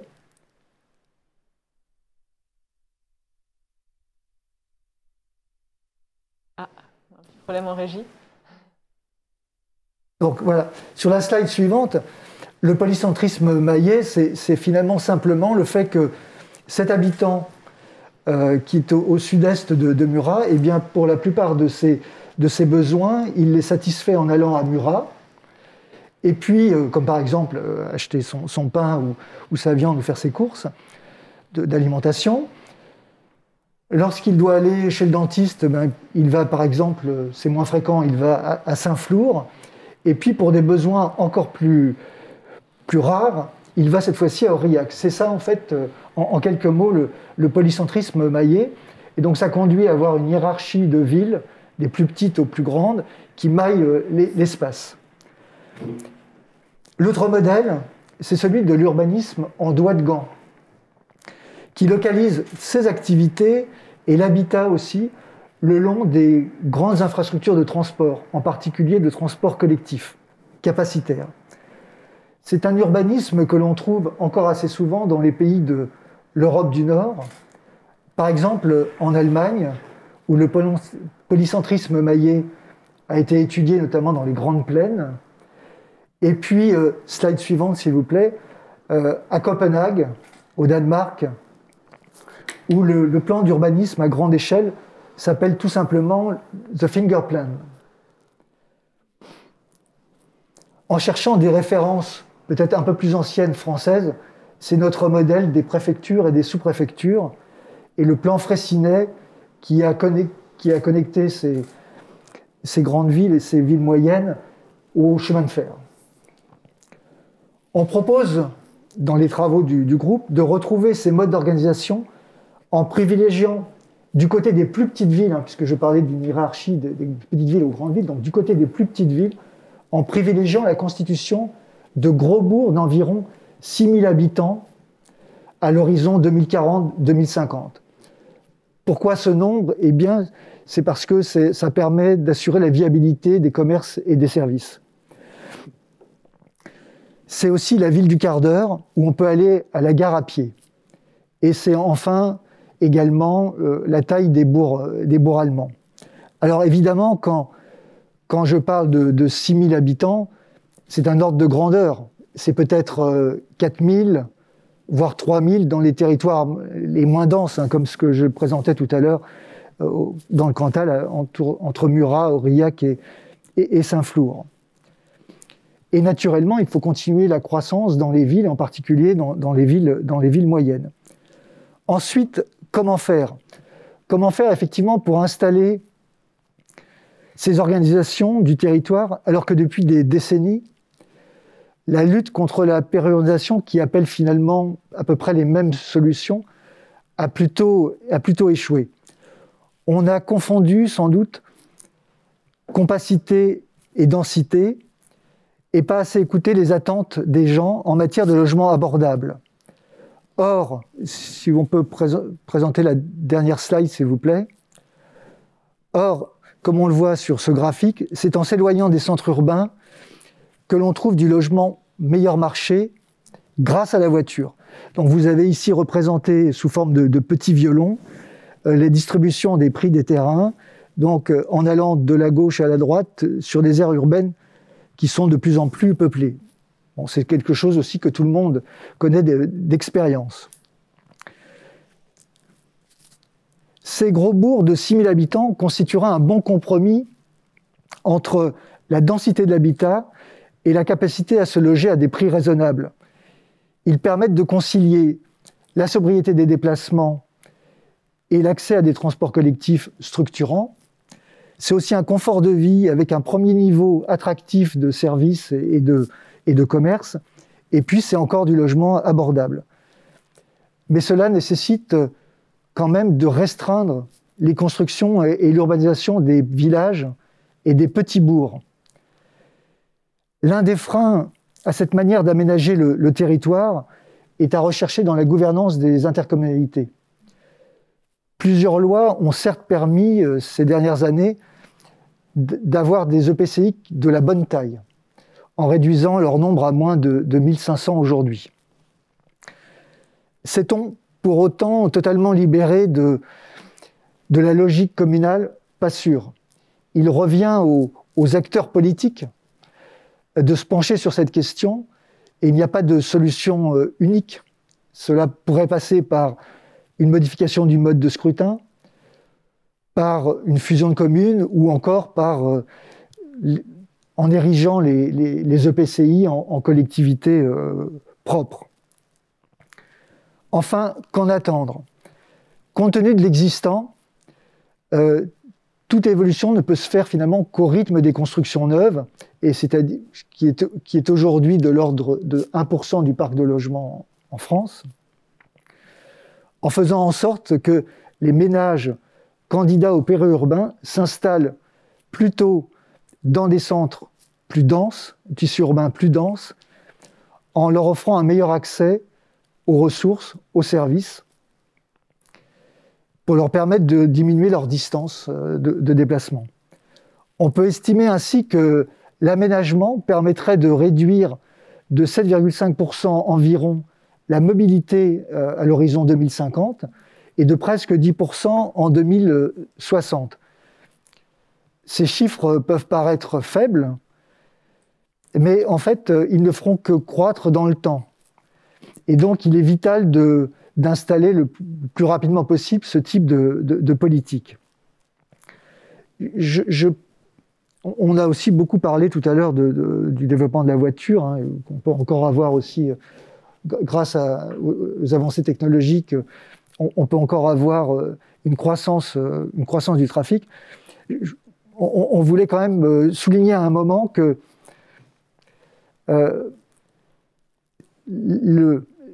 l'impact qu'a eu la voiture thermique sur l'urbanisme, eh bien, la voiture électrique, dont on doit se féliciter et qui est absolument nécessaire pour atteindre la neutralité carbone en 2050, la voiture électrique présente le même risque à cet égard.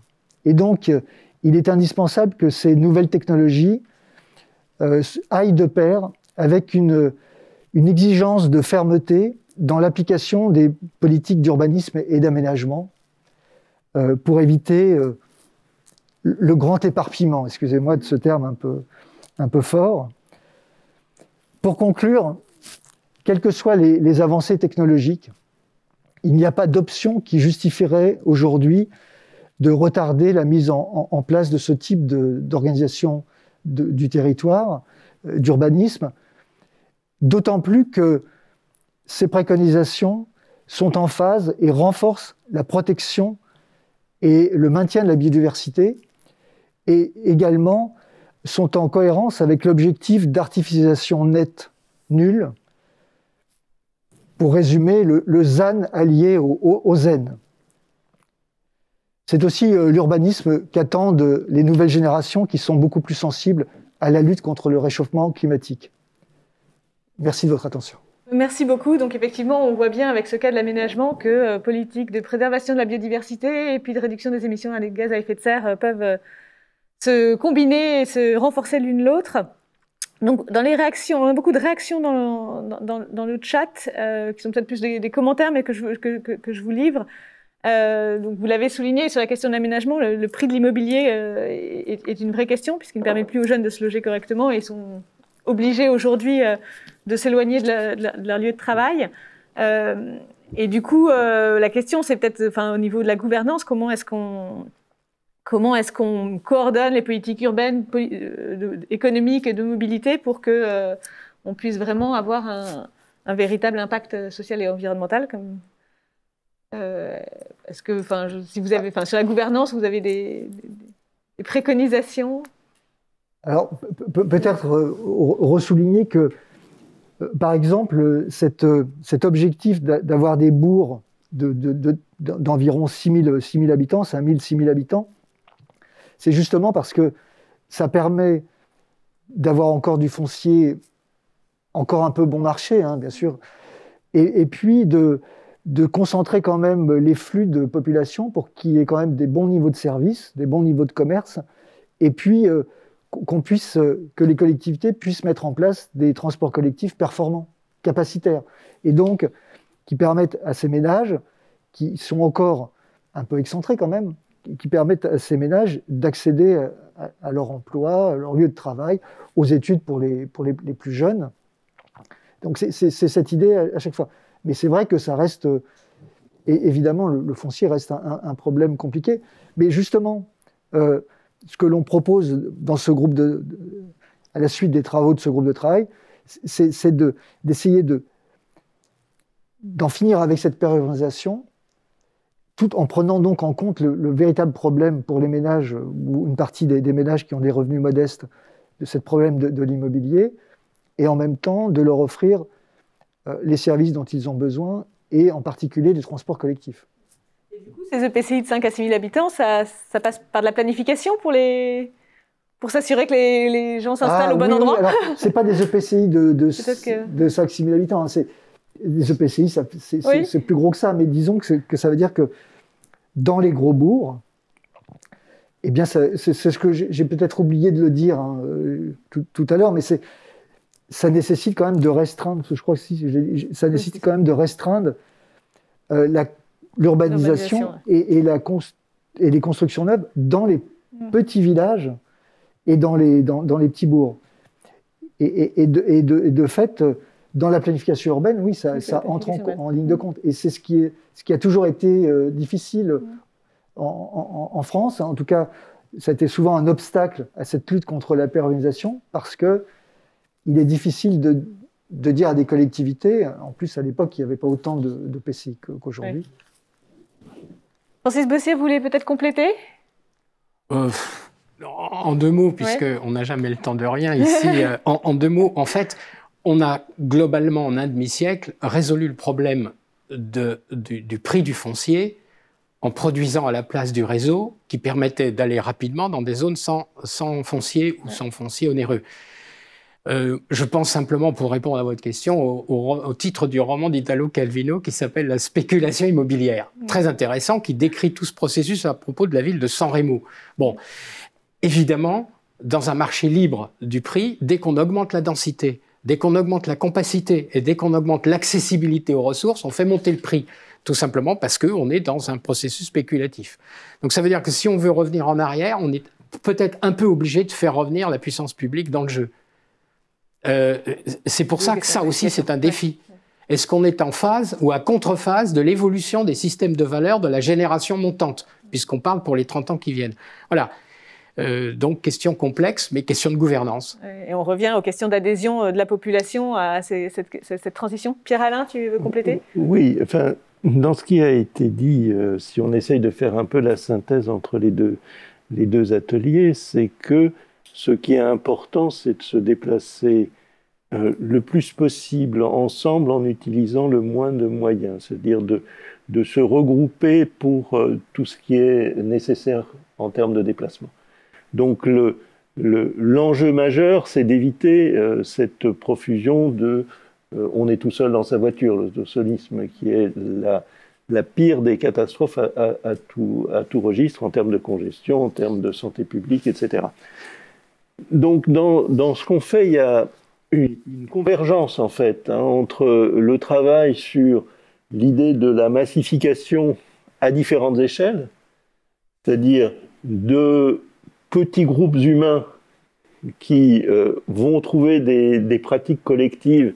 Et moi, je suis très frappé quand on voit les expériences qui se développent sur l'idée de finalement disposer collectivement dans un petit groupe d'un outil commun et de s'en rendre des services. Donc il y a une logique très inclusive et très collective de l'évolution de la mobilité qui va exactement à l'inverse de l'idée de l'individualisme qui fait qu'à tout moment je vais gérer uniquement mes décisions en fonction d'un intérêt individuel et immédiat.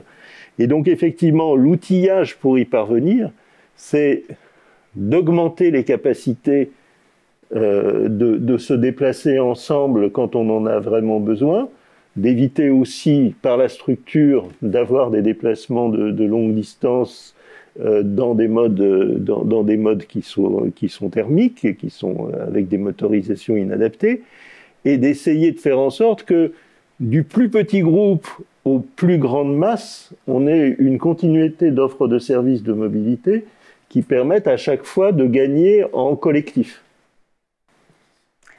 Merci. Alors, on va prendre une dernière question, même si on est un tout petit peu en retard. C'est vrai que la crise du Covid va un peu à l'encontre de ce qu'on préconise. Donc, quel impact de la crise du Covid sur les scénarios? Puisque aujourd'hui, ce qu'on a vu, c'est qu'avec le Covid, les gens ont délaissé les transports en collectif urbains. Et puis, il y a un effet de relocalisation dans des zones moins denses et non desservies par les transports en commun. Comment est-ce que ça a été intégré ça dans vos réflexions et alors, qu'est-ce qu'on pourrait dire? Peut-être juste préciser que, en partie, quand les gens quittent les très grandes agglomérations pour aller dans des villes moyennes, eh bien, en fait, c'est ce qu'on souhaite. Hein. On souhaite avoir des villes moyennes fortes qui, justement, conservent un commerce important, une offre de services importante, pour que, justement, les ménages, les habitants de la population environnante, de ces villes moyennes, puissent justement trouver tout ce dont ils ont besoin sans aller à chaque fois se déplacer en voiture pour aller dans les agglomérations les plus importantes de la région. Donc au contraire, ça va dans le bon sens. Alors, dans l'idée que ça va développer des services dans les villes moyennes, en fait, si la population s'y installe. Voilà. Et je crois, c'est des retours qu'on a eu de temps en temps lorsqu'on a eu des reportages ou dans des magazines ou des documentaires à la télévision. C'est aussi ce qui ressortait, c'était que ces villes moyennes, justement, retrouvaient du dynamisme. Alors, tout à l'heure, on parlait des prix, justement, ça fait augmenter les prix, malheureusement. Oui. Alors, on a travaillé sur le sujet à France Stratégie très récemment, et donc, effectivement, la dynamique des villes moyennes, elle est plutôt positive. Ensuite, c'est encore un peu tôt pour dire quel était l'impact de la crise sur ces villes. Oui. Que quelqu'un d'entre vous veut compléter? Non. Alors du coup, je vous remercie Pascal Hornung et Francis Bossir pour votre participation à cette table ronde. Merci. On va passer à la troisième table ronde, donc consacrée au transport de marchandises et à la logistique. Donc là, les résultats qui vont vous être présentés sont issus de 3 groupes de travail qui ont été mis en place dans le cadre de cet exercice. L'un sur le transport terrestre de marchandises routier, fluvial et ferroviaire. Un autre groupe de travail sur la logistique urbaine. Et puis, un groupe de travail sur le transport maritime. Donc, ça a été très riche. Et on va essayer en une petite demi-heure de vous présenter l'ensemble des résultats de ces travaux. Alors, pour cette troisième table ronde, j'attends, il faut que tout le monde s'installe. Donc, pour d'abord aborder ces questions de transport terrestre. Transport terrestre de marchandises, routier, fluvial. Alors, c'est un transport terrestre, le transport fluvial? Oui, absolument. Et ferroviaire. C'est mouillé, mais c'est terrestre. D'accord. Alors, du coup, Michel Savy, vous êtes ingénieur économiste, professeur émérite à l'Université Paris-Est.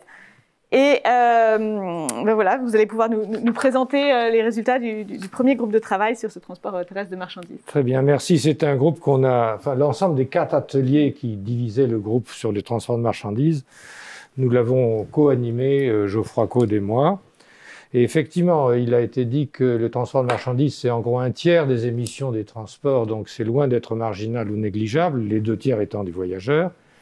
Qu'il y a beaucoup de points communs qui ont déjà été abordés auparavant, donc on n'y revient pas entre fret et marchandises et voyageurs, pardon, notamment toute l'exploration des possibilités technologiques et de mutations énergétiques, ainsi que des politiques d'aménagement, car dans ce que disaient Francis Bossir et M. Ornoug, il y a bien sûr des voyageurs et des déplacements, mais il y a aussi la logistique, la vie quotidienne et le système de production dans son inscription dans le territoire.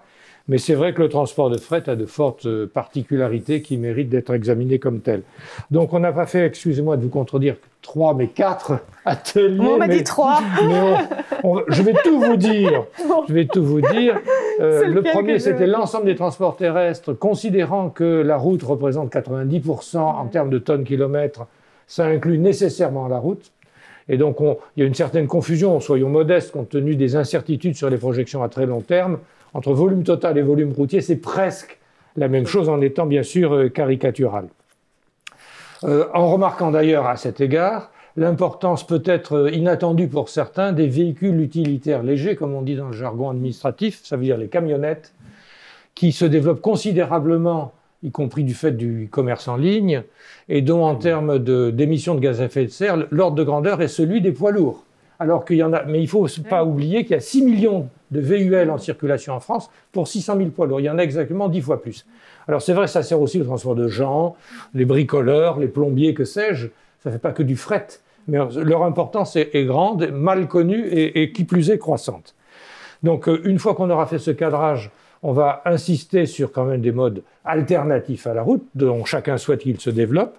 Le ferroviaire et le fluvial. Je parlerai un peu de ferroviaire et Geoffroy parlera du fluvial, et il en continuera son propos en parlant du maritime et des activités portuaires, y compris en lien avec leur hinterland terrestre, bien sûr.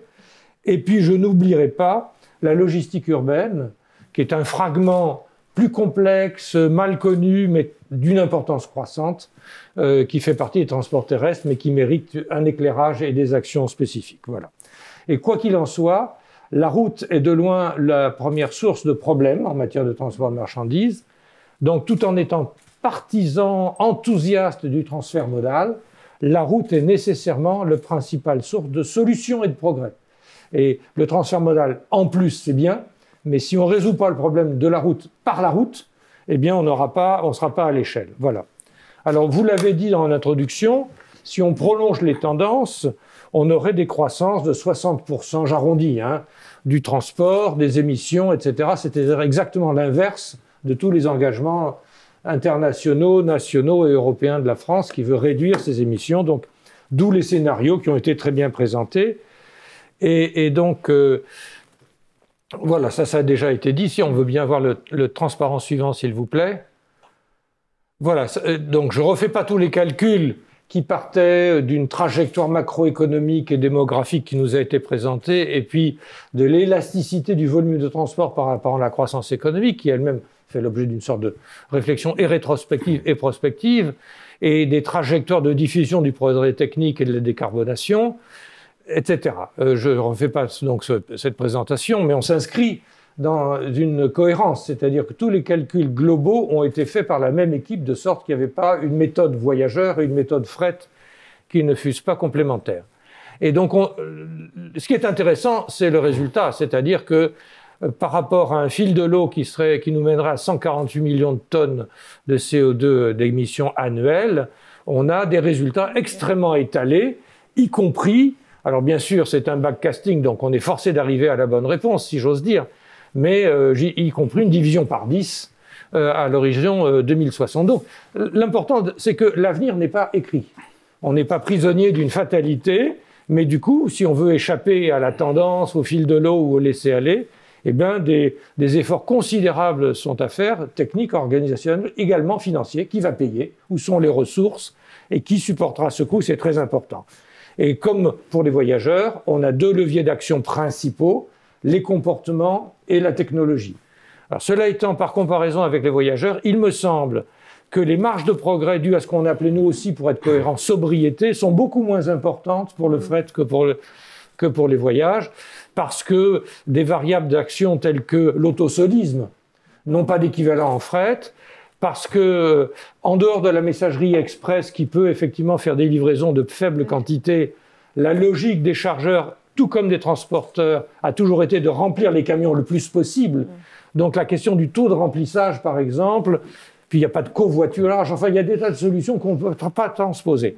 Ça veut dire quand même qu'il y a beaucoup de choses à faire, mais vous voyez, on espère le plus de progrès de la motorisation par rapport à la sobriété, pour laisser un petit résidu de 24 millions de tonnes qui est réputé être absorbable par les puits de carbone. Enfin, la fraction des puits de carbone affectée à l'activité de transport descend. Dès lors qu'il faudra bien en laisser un peu pour les autres, on est d'accord. Rien que cette hypothèse des puits de carbone globaux espérés, combien on en donne-t-on en quelque sorte à l'activité de transport, mériterait d'être discutée. Donc une fois qu'on a fait ce panorama sur l'ensemble des transports terrestres, qui inclut implicitement ou explicitement le transport routier, eh bien, il faut quand même se poser la question du partage modal, vieille question politique, technique, etc., et économique, bien sûr. Donc, le transparent suivant, s'il vous plaît, qui nous montre dans la colonne de droite, selon les scénarios, alors on a retenu que 3 scénarios, le pire climatique, l'ambition de base et la neutralité, et là aussi, une dispersion des résultats très spectaculaire. Hein.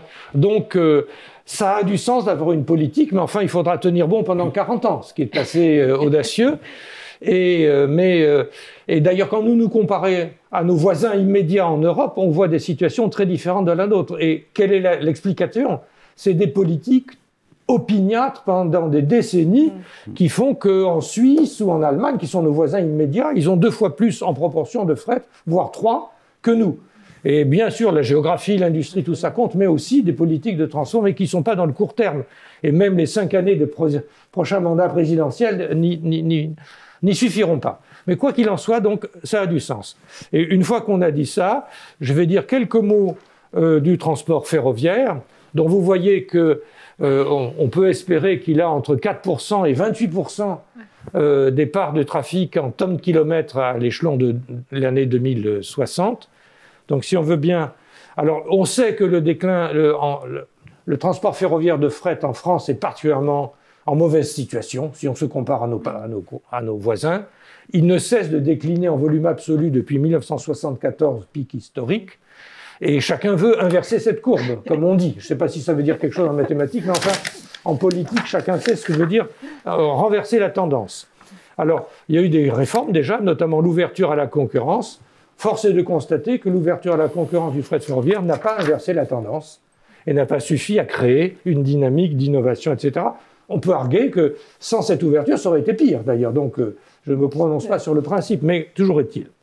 Alors, les choses sont-elles en train de changer? Est-ce qu'on se résigne à continuer d'échec de plan de relance en échec de plan de relance du ferroviaire, ou est-ce qu'on veut changer les choses? 2 signaux très positifs. L'ensemble des professionnels intéressés par cette activité s'est réuni dans une plateforme dite 4F, Fret Ferroviaire Français du Futur, pour faire des propositions et découvrir, oh surprise, que c'est en travaillant ensemble qu'ils avaient des chances de s'en servir et pas chacun pour soi. Je plaisante, mais je crois que c'est une des enseignements principaux. Et deuxièmement, le gouvernement, qu'il avait promis en quelque sorte dans la loi d'orientation des mobilités, a publié à la fin de l'année 2021 une stratégie nationale de relance en mettant, en tout cas pour les premières années, mais il faudrait que ça dure, des moyens financiers non négligeables, avec une ambition très très haute, et qui, entre nous soit dit, nous avons trouvé tellement haute qu'on n'a pas cru devoir la reprendre au pied de la lettre dans nos projections, de doubler la part du fret ferroviaire en France d'ici 2030, pour passer de 9 à 18%, c'est-à-dire simplement modestement retrouver la moyenne européenne. Compte tenu de l'ampleur des travaux d'infrastructure, l'engorgement des nœuds ferroviaires, etc., sans parler du recrutement du personnel et que sais-je, on a, pour notre part, pris nos responsabilités et estimé qu'un doublement d'ici 2040 était déjà une très belle ambition, qui était, elle, par contre, réaliste et gagnable. Ce qui fait que ça m'amène à la dernière... Non, j'ai encore 2 transparents, vous avez raison de me rappeler. Image suivante, s'il vous plaît. Ça, on l'a déjà dit. La suivante encore, excusez-moi. Voilà. Et vous voyez que vous avez le passé, vous avez 50 années d'histoire à gauche en 1970 et 2020. Et vous voyez qu'avec quelques petits paliers de rémission, dans valeur absolue, le fret ferroviaire français n'a fait que décliner. Et si on double pour 2040, vous voyez que c'est quand même spectaculairement un rattrapage du passé. Et c'est une belle ambition si on arrive à s'y tenir. Et enfin, j'ai encore deux images à vous montrer. Voilà, ça c'est le travail sur la logistique urbaine que notre collègue Régine Brier a animé. Elle n'a pas pu être avec nous aujourd'hui, donc elle m'a demandé de le faire pour elle, bien volontiers bien sûr. Elle insiste sur l'importance de la logistique urbaine, compliquée, mal connue, sa propre définition est difficile, mais on est dans quelque chose comme 15 à 20% des émissions du transport routier, car elle est très majoritairement assurée par la route, cette logistique urbaine, qu'il y a besoin d'une réflexion stratégique d'ailleurs, je crois que France Stratégie et le CGDE ont été associés récemment. Il y a eu un gros rapport sur le e-commerce et sa durabilité, sur le commerce, la distribution, dans toutes ses formes, avec les concurrences entre les modes, etc. Ça passe aussi par la revitalisation des centres-villes, qui rejoint l'exposé précédent. Mais il y a vraiment là un chantier très important. Et donc, la gestion de l'espace urbain, sachant que l'espace urbain est rare, il est fragile et qu'il se partage entre de multiples usages. Mais n'oublions pas la logistique dans l'usage de l'espace urbain, car je me rappelle un vieux groupe de travail il y a très longtemps, si les élus négligent le fret se venge. Donc, nos villes vivront très mal. Et dernier transparent pour ce qui me concerne, s'il vous plaît. Voilà, c'est que donc il y a besoin de mobiliser les élus qui connaissent mal cette question et aussi les citoyens pour faire évoluer les comportements. Internaliser les coûts, c'est toujours un problème politique, mais comment le traduire? Il nous semble en tout cas que, par exemple, la livraison prétendument gratuite ou des retours d'achat à distance qui ne sont pas facturés comme tels, forcément ça a un coût, forcément quelqu'un le paye, mais ne pas le faire sentir aux consommateurs, ça encourage des comportements non vertueux, de se faire livrer tous les jours en petite quantité, alors qu'on pourrait grouper les achats et payer 5 € pour demain, 3 € pour après-demain et 1 € dans la semaine, par exemple, qu'il faut des stratégies collaboratives et donc un travail collectif avec les acteurs avant de prendre des décisions politiques et de s'y tenir. Et là aussi, un grand besoin d'information et de connaissances. Et je crois que le dernier comité interministériel sur la logistique a lancé l'idée d'un observatoire de la logistique urbaine. À mon sens, la logistique urbaine n'est qu'un morceau de la logistique globale. Beaucoup de trafic qui arrive dans les villes, ils viennent d'Asie ou de France ou d'ailleurs, et réciproquement, les flux ne laissent pas dans la ville. Donc, à mon sens, un observatoire de la logistique dans sa diversité serait le bienvenu. Voilà les résultats de nos travaux.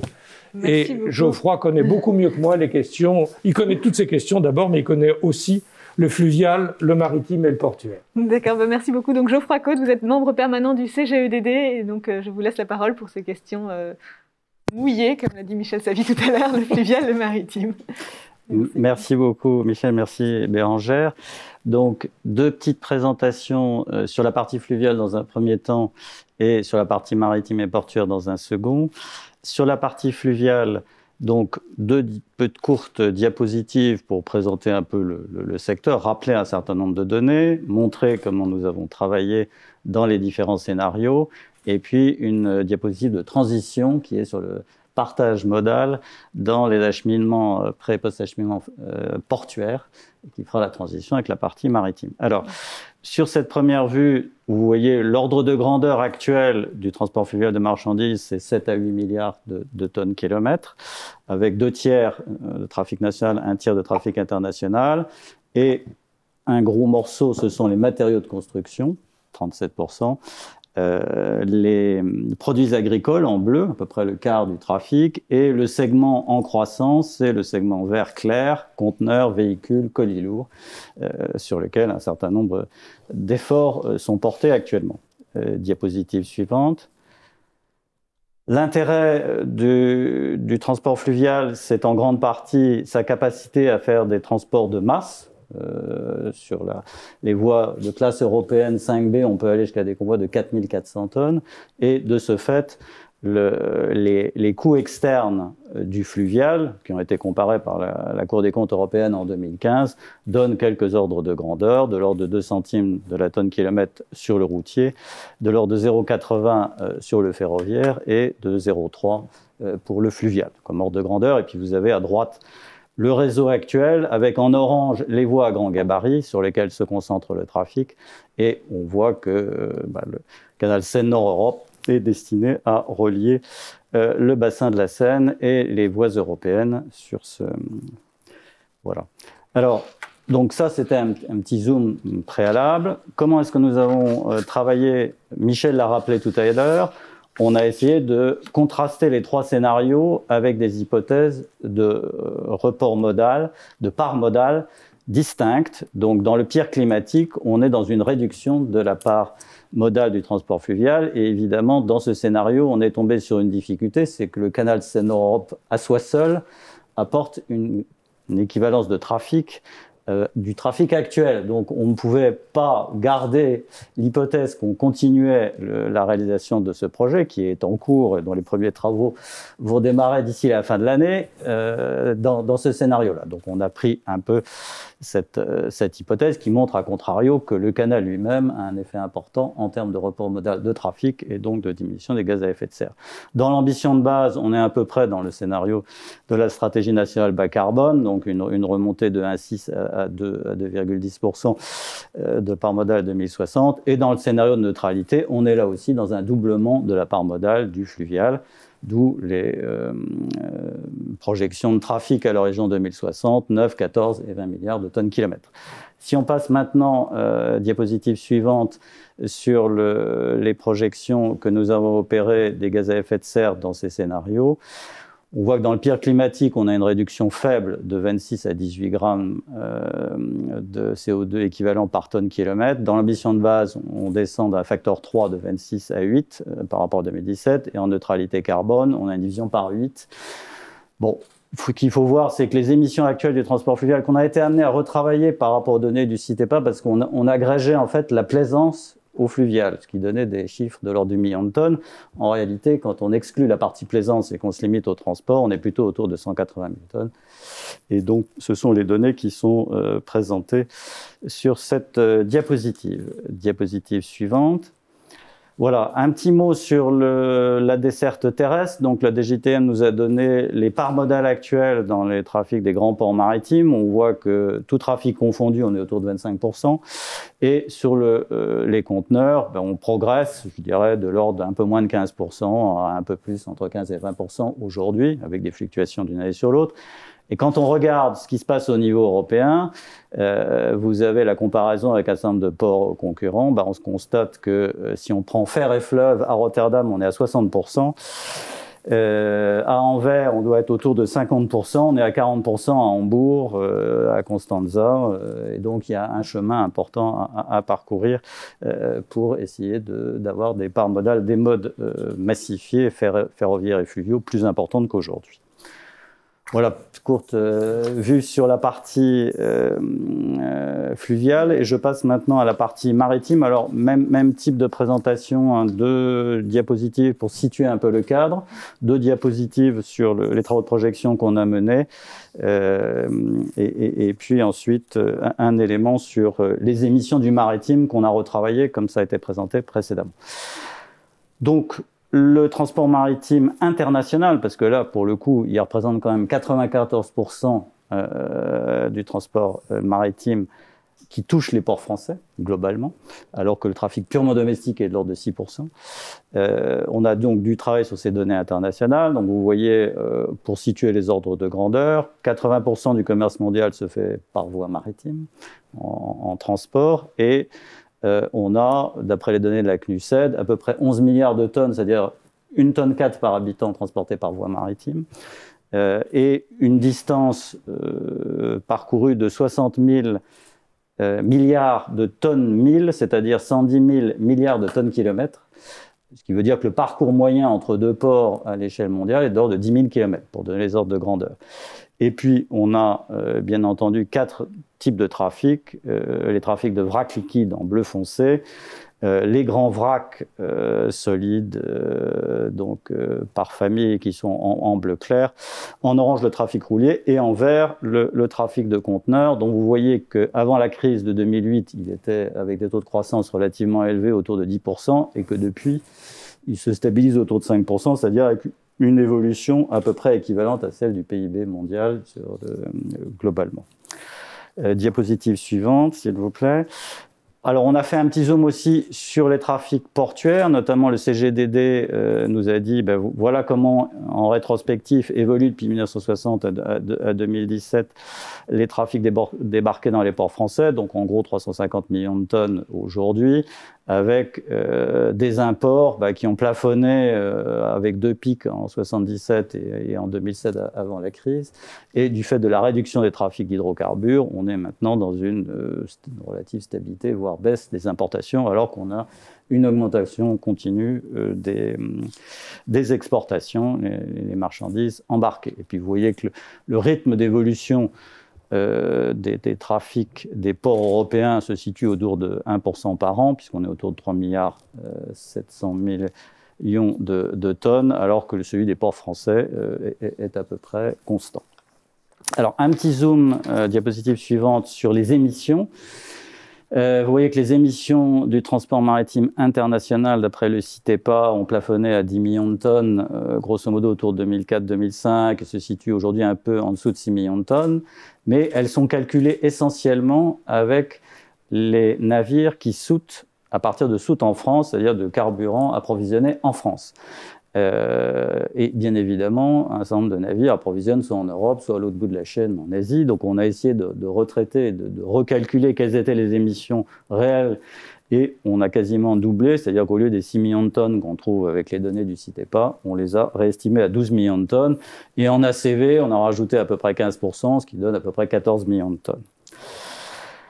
Diapositive suivante. Donc ensuite, dans les scénarios, on a projeté les trafics maritimes. Alors, dans le scénario du pire climatique en bleu, avec une croissance de 1,4% par an. Dans le scénario moyen ambition de base, en rouge, avec une évolution identique à celle des ports européens, c'est-à-dire de 1,1% par an.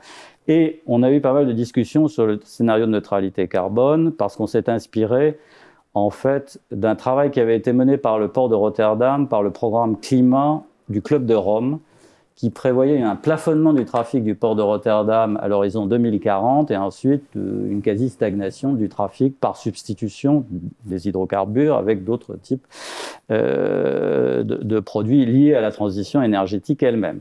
Et donc, vous voyez que dans la courbe jaune de ce scénario, qu'en réalité, on a pris une hypothèse un peu équivalente, qui est de se dire en 2045, on a un plafonnement du trafic et ensuite une légère régression. Diapositive suivante et dernière diapositive.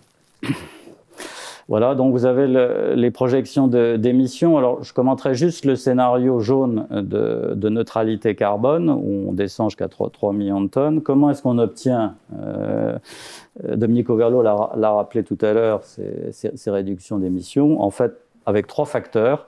D'une part, le design et le rétrofit des navires. On prévoit que c'est un facteur de 50% par rapport à 2008, qui est l'année de base de l'OMI, grosso modo. Ensuite, l'introduction d'une flotte décarbonée à partir de 2025, jusqu'à 80% en 2050 et 95% de la flotte mondiale en 2060. Et une réduction complémentaire, les réductions de vitesse et à l'apport du vélic sur un certain nombre de segments de marché de l'ordre de 10%. Voilà, donc c'est avec ce scénario-là qu'on obtient cette réduction. Et puis on voit que dans les ports, les émissions de transport maritime au port, qui ne sont que de 6% des émissions de transport maritime correspondant, elles chutent puisqu'il y a introduction en plus de l'électrification à quai, donc qui réduit fortement les émissions. Donc notre sentiment, c'est que la décarbonation du transport maritime des ports est technologiquement accessible, mais avec de fortes incertitudes sur la nature des carburants décarbonés. Il y a beaucoup d'expérimentations, Dominique l'a rappelé tout à l'heure. et que les propositions de l'Union européenne, avec le paquet Fit for 55, peuvent servir d'aiguillon pour que les discussions au sein de l'OMI, qui sont forcément plus longues et plus complexes, s'accélèrent. Merci beaucoup, merci à tous les deux pour nous avoir présenté les résultats de ces groupes de travail, de ces 4 groupes. C'est vrai que quand on parle mobilité, on pense souvent plus spontanément à la mobilité des personnes et que c'est important d'avoir eu cette table ronde sur la mobilité, sur les questions de transport de marchandises. On a pas mal de questions dans le chat. Alors, peut-être d'abord 2 questions qui concernent la démarche, enfin, ce qui a été intégré ou pas dans la démarche. Une première question sur l'augmentation de la livraison à domicile. Est-ce que c'est quelque chose que vous avez intégré dans la prospective ? Notamment la croissance exponentielle de ces livraisons à domicile depuis, enfin exponentielle, je ne sais pas si elle est exponentielle, mais la croissance depuis la crise Covid. Et puis une deuxième question sur le fret aérien. Est-ce que c'est quelque chose que vous avez regardé également ? D'accord. Alors, pour ce qui est des livraisons à domicile, oui, le groupe sur la logistique urbaine, animé par Régine, a envisagé bien sûr la question, constaté aussi le manque de données pour chiffrer tout cela. Qualitativement, il est clair que chacun observe ce phénomène, observe aussi que les solutions techniques et sociales correspondantes se cherchent un peu. Il y a à la fois le vélo, les vélos cargo, etc. En même temps, si c'est des véhicules plus traditionnels, les petits véhicules utilitaires légers accéderont à l'électrification. Ils y sont déjà en train d'y accéder beaucoup plus vite et beaucoup plus facilement que les poids lourds. Voilà, donc tout ça a été pris en compte, mais il faut une politique urbaine de logistique, et à l'échelle d'une agglomération d'ailleurs, et pas seulement de la ville-centre. Mais là, c'est au niveau local que tout ça. Mais on a dégagé quand même les enjeux principaux et les questions clés. Ensuite, à chaque agglo, d'y trouver les bonnes solutions. Du côté du fret aérien, clairement, on ne l'a pas traité, parce qu'à l'échelle intérieure, il joue un rôle modeste. Il a été extrêmement chahuté avec la crise du Covid, etc. Une large part du fret aérien passait et passe toujours, qui plus est, dans les soutes des avions de ligne de voyageurs. Quoique, avec la crise, il y a eu un certain retour vers des avions tout cargo dédiés au fret, du fait de l'effondrement dans certains pays du transport de voyageurs. Mais dans le bilan carbone français, domestique, le fret aérien joue un rôle très maigre. Hein. Même, on parle, ça a l'air mystérieux, bizarre, mais c'est tout à fait logique. Il y a des camions, qui ont un numéro de vol. Et c'est ce qu'on appelle les vols camionnés, car s'il s'agit d'un transport international de fret qui part à partir d'un hub, par exemple, notamment Roissy, à moins d'extrême urgence, et ça existe, d'urgence, le courrier express, un fret normal, ça coûte beaucoup moins cher et ça prend à peine plus de temps, voire même pas plus, de le mettre dans un camion entre Lyon et Paris, puis ensuite de le charger sur un avion. Donc voilà, on n'a pas considéré que c'était crucial. Mais par ailleurs, bien sûr, le transport aérien, c'est dit dans l'introduction générale, si les tendances actuelles se poursuivent, ce sera bientôt le 2e secteur émetteur de gaz à effet de serre à l'échelle mondiale parmi les activités de transport. Et la décarbonation du transport aérien, c'est pas facile, mais c'est une question clé. Non, mais ça, on en a déjà parlé auparavant. Mais dans le fret, on n'a pas consacré, on n'a pas un chapitre fret aérien. Voilà. D'accord, merci. Alors, si on continue sur les questions. Alors, quelqu'un qui nous demande, est-ce que l'exemple suisse ne montre pas une possibilité de mettre des sacs postaux dans les transports de personnes ou des personnes dans les cars postaux, enfin, c'est ce qu'on disait sur les avions cargo, ou pas. Une deuxième question sur le trafic des ports. Est-ce qu'avec la diminution du trafic d'hydrocarbures, le trafic des ports ne va-t-il pas diminuer? Oui, c'est une bonne question.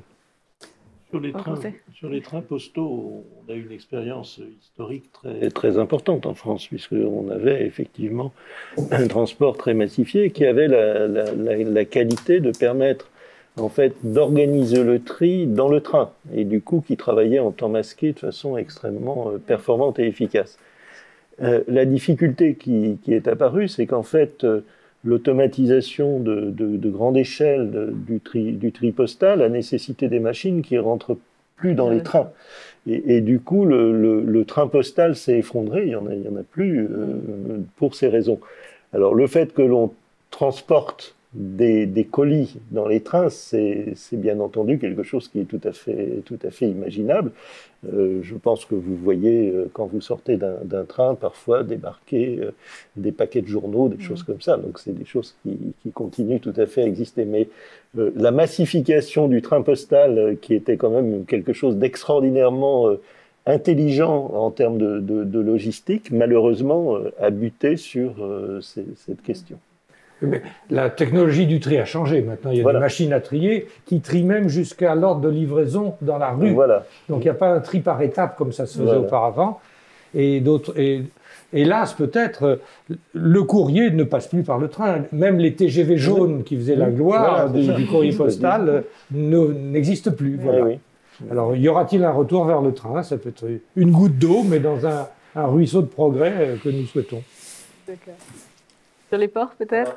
Oui, sur les ports, c'est une vraie question. C'est une question que nous nous sommes posée. Est-ce que, je dirais, le plafonnement puis la décroissance du trafic liée à la diminution des importations d'hydrocarbures et d'énergie carbonée, dans quelle proportion sera-t-elle ou non compensée par les trafics liés à la production d'énergie décarbonée elle-même? On a essayé d'y réfléchir, mais on n'a pas réussi à quantifier la combinaison de ces effets, si vous voulez. Si bien qu'on s'est dit qu'il valait mieux qu'on conserve une décroissance modérée, sachant qu'en réalité, si la décarbonation s'accélère, on pourrait avoir effectivement une décroissance plus forte, mais que par rapport à la question surplombante des émissions de gaz à effet de serre, de toute façon, même si on est un peu optimiste sur les trafics tels qu'ils se produiront, on aura des émissions de gaz à effet de serre plus faibles si on avait une décroissance plus marquée du trafic. D'accord, merci. Et alors, une dernière question, parce qu'on conclut toujours sur la crise Covid. Le processus de réindustrialisation en cours, notamment suite à la crise Covid, pourrait-il contribuer à à réduire la demande de tonnes-kilomètres, notamment sur le maritime? Alors, c'est une question, là aussi, qu'on a ouverte. Alors, on l'a ouverte de deux façons, c'est-à-dire, d'une part, en regardant quel est le délai à partir duquel les effets de la crise Covid ne se sentiront plus dans le trafic. Et on a pris comme hypothèse un recouvrement de trafic en 2025, qui prend effectivement quelques temps. Et ensuite, nous n'avons pas été en mesure, si vous voulez, de faire des hypothèses de réindustrialisation nette, parce que ça aurait nécessité qu'on puisse avoir un outil de modélisation un peu complet. Or, en fait, dans nos projections, on s'est appuyé sur les outils généraux qui ont été menés dans les travaux de l'OMI et du PhytoCDE. Donc, on n'a pas fait un zoom particulier sur cette question, mais dont on comprend bien qu'elle est posée. Elle peut avoir des conséquences en transport terrestre. S'il y a une certaine industrialisation à l'échelle française ou européenne ou méditerranéenne, tous les frais liés à la fabrication, à l'approvisionnement des usines reviendront sur le territoire, alors que jusqu'alors on n'a que les flux d'importation.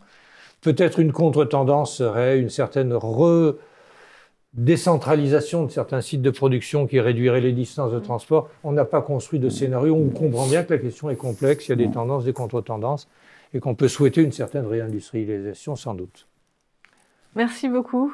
Merci du coup à tous les deux d'avoir participé à cette table ronde. Et je vais me tourner maintenant vers Pierre-Alain pour la conclusion de ce séminaire.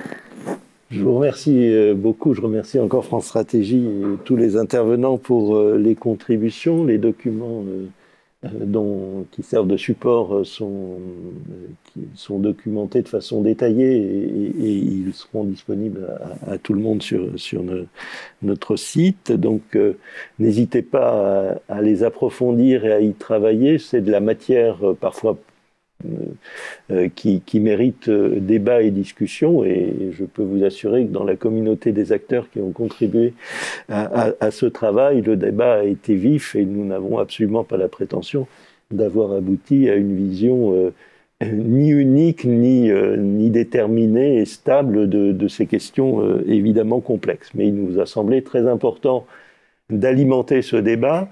Un débat qui, dans sa dimension gaz à effet de serre, est quand même considéré encore comme extrêmement théoriques par la population, très loin de leurs préoccupations quotidiennes. Et ça, c'est un vrai souci parce que on a un vrai enjeu collectif qu'il faut arriver à partager. Bien sûr, un certain nombre de pionniers sont impliqués et très déterminés sur ces questions, mais la société dans son ensemble ne se sent pas autant concernée qu'elle l'est en réalité. Et ceci d'autant plus que il y a un sentiment finalement que cette question, c'est l'affaire des autres, c'est l'affaire de grands débats internationaux. On a vu pour le trafic, le commerce international, c'est pas la France qui le décide, et donc quelque part, ça peut nous amener à des postures finalement d'attente, et il y aurait rien de pire. Donc quelque part, même si les technologies dont on a abondamment parlé pour montrer que de l'espoir est possible ne sont pas dans la main du citoyen lui-même, le citoyen, il est au cœur du deuxième volet qu'on a essayé de mettre en place, qui est celui de la sobriété. Et là, il y a vraiment sa part du chemin à faire. Cette part du chemin, elle est dans la responsabilisation sur ces modes de consommation. On l'a évoqué avec la question des livraisons instantanées.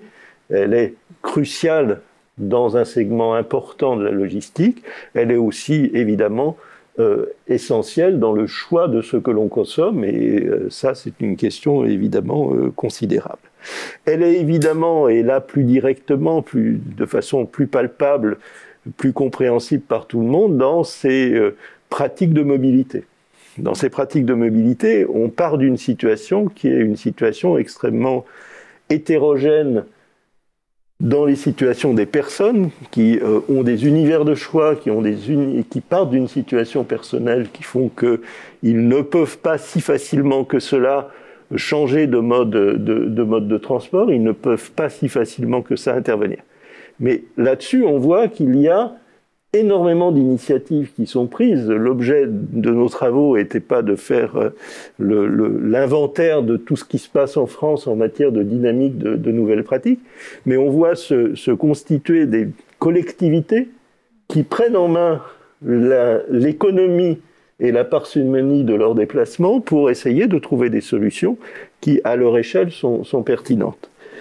La difficulté que l'on a aujourd'hui, c'est que toutes ces initiatives pionnières ne font pas la maille en quelque sorte quantitativement, et que quelque part la question du développement et de la généralisation de ces pratiques est essentielle si on veut obtenir des résultats et les obtenir le plus rapidement possible. Donc ce changement d'échelle, cette dynamique à partir des évolutions de pratiques est absolument essentielle à que les pouvoirs publics les aident, y investissent de la facilité, de retour d'expérience et d'éléments. Donc en fait, notre avenir, compte tenu de ce grand couplage collectif qui est la préservation de l'environnement, il est nécessairement beaucoup plus collectif, beaucoup plus inclusif, beaucoup plus économe que l'option de la promesse de liberté individuelle qu'a représenté l'usage de la voiture individuelle, l'usage du déplacement de voiture, outil de démocratisation de l'ouverture sur le monde, qui ont été des avancées considérables au plan social, et pas seulement pour les plus riches ou les plus éduqués, mais pour vraiment tout le monde. Aujourd'hui, on rentre nécessairement dans une période où cette ouverture sur le monde, cette ouverture des espaces de liberté, doit se réfléchir en fonction de l'enjeu collectif et de la responsabilité collective que nous avons. Voilà, nous essayons de contribuer à ce débat. Il ne sera pas fermé aujourd'hui. On sera très intéressé à tous les retours et tous les échanges que ça permettra. Il ne fait pas de doute que des exercices de ce type-là vont se poursuivre avec de nombreux acteurs. Merci beaucoup en tout cas pour ce webinaire. Merci de votre attention à ces réflexions, et donc on va retrouver les documents à disposition. Merci beaucoup Pierre-Alain. Effectivement, il me reste à remercier tous les intervenants de cette matinée, et je vous signale donc, comme l'a dit Pierre-Alain, que le rapport de synthèse et l'ensemble des rapports thématiques sont maintenant disponibles à la fois sur le site du CGEDD et sur le site de France Stratégie. Et le replay de ce webinaire sera également disponible très prochainement sur nos deux sites. Donc n'hésitez pas à revenir. À très bientôt, merci beaucoup.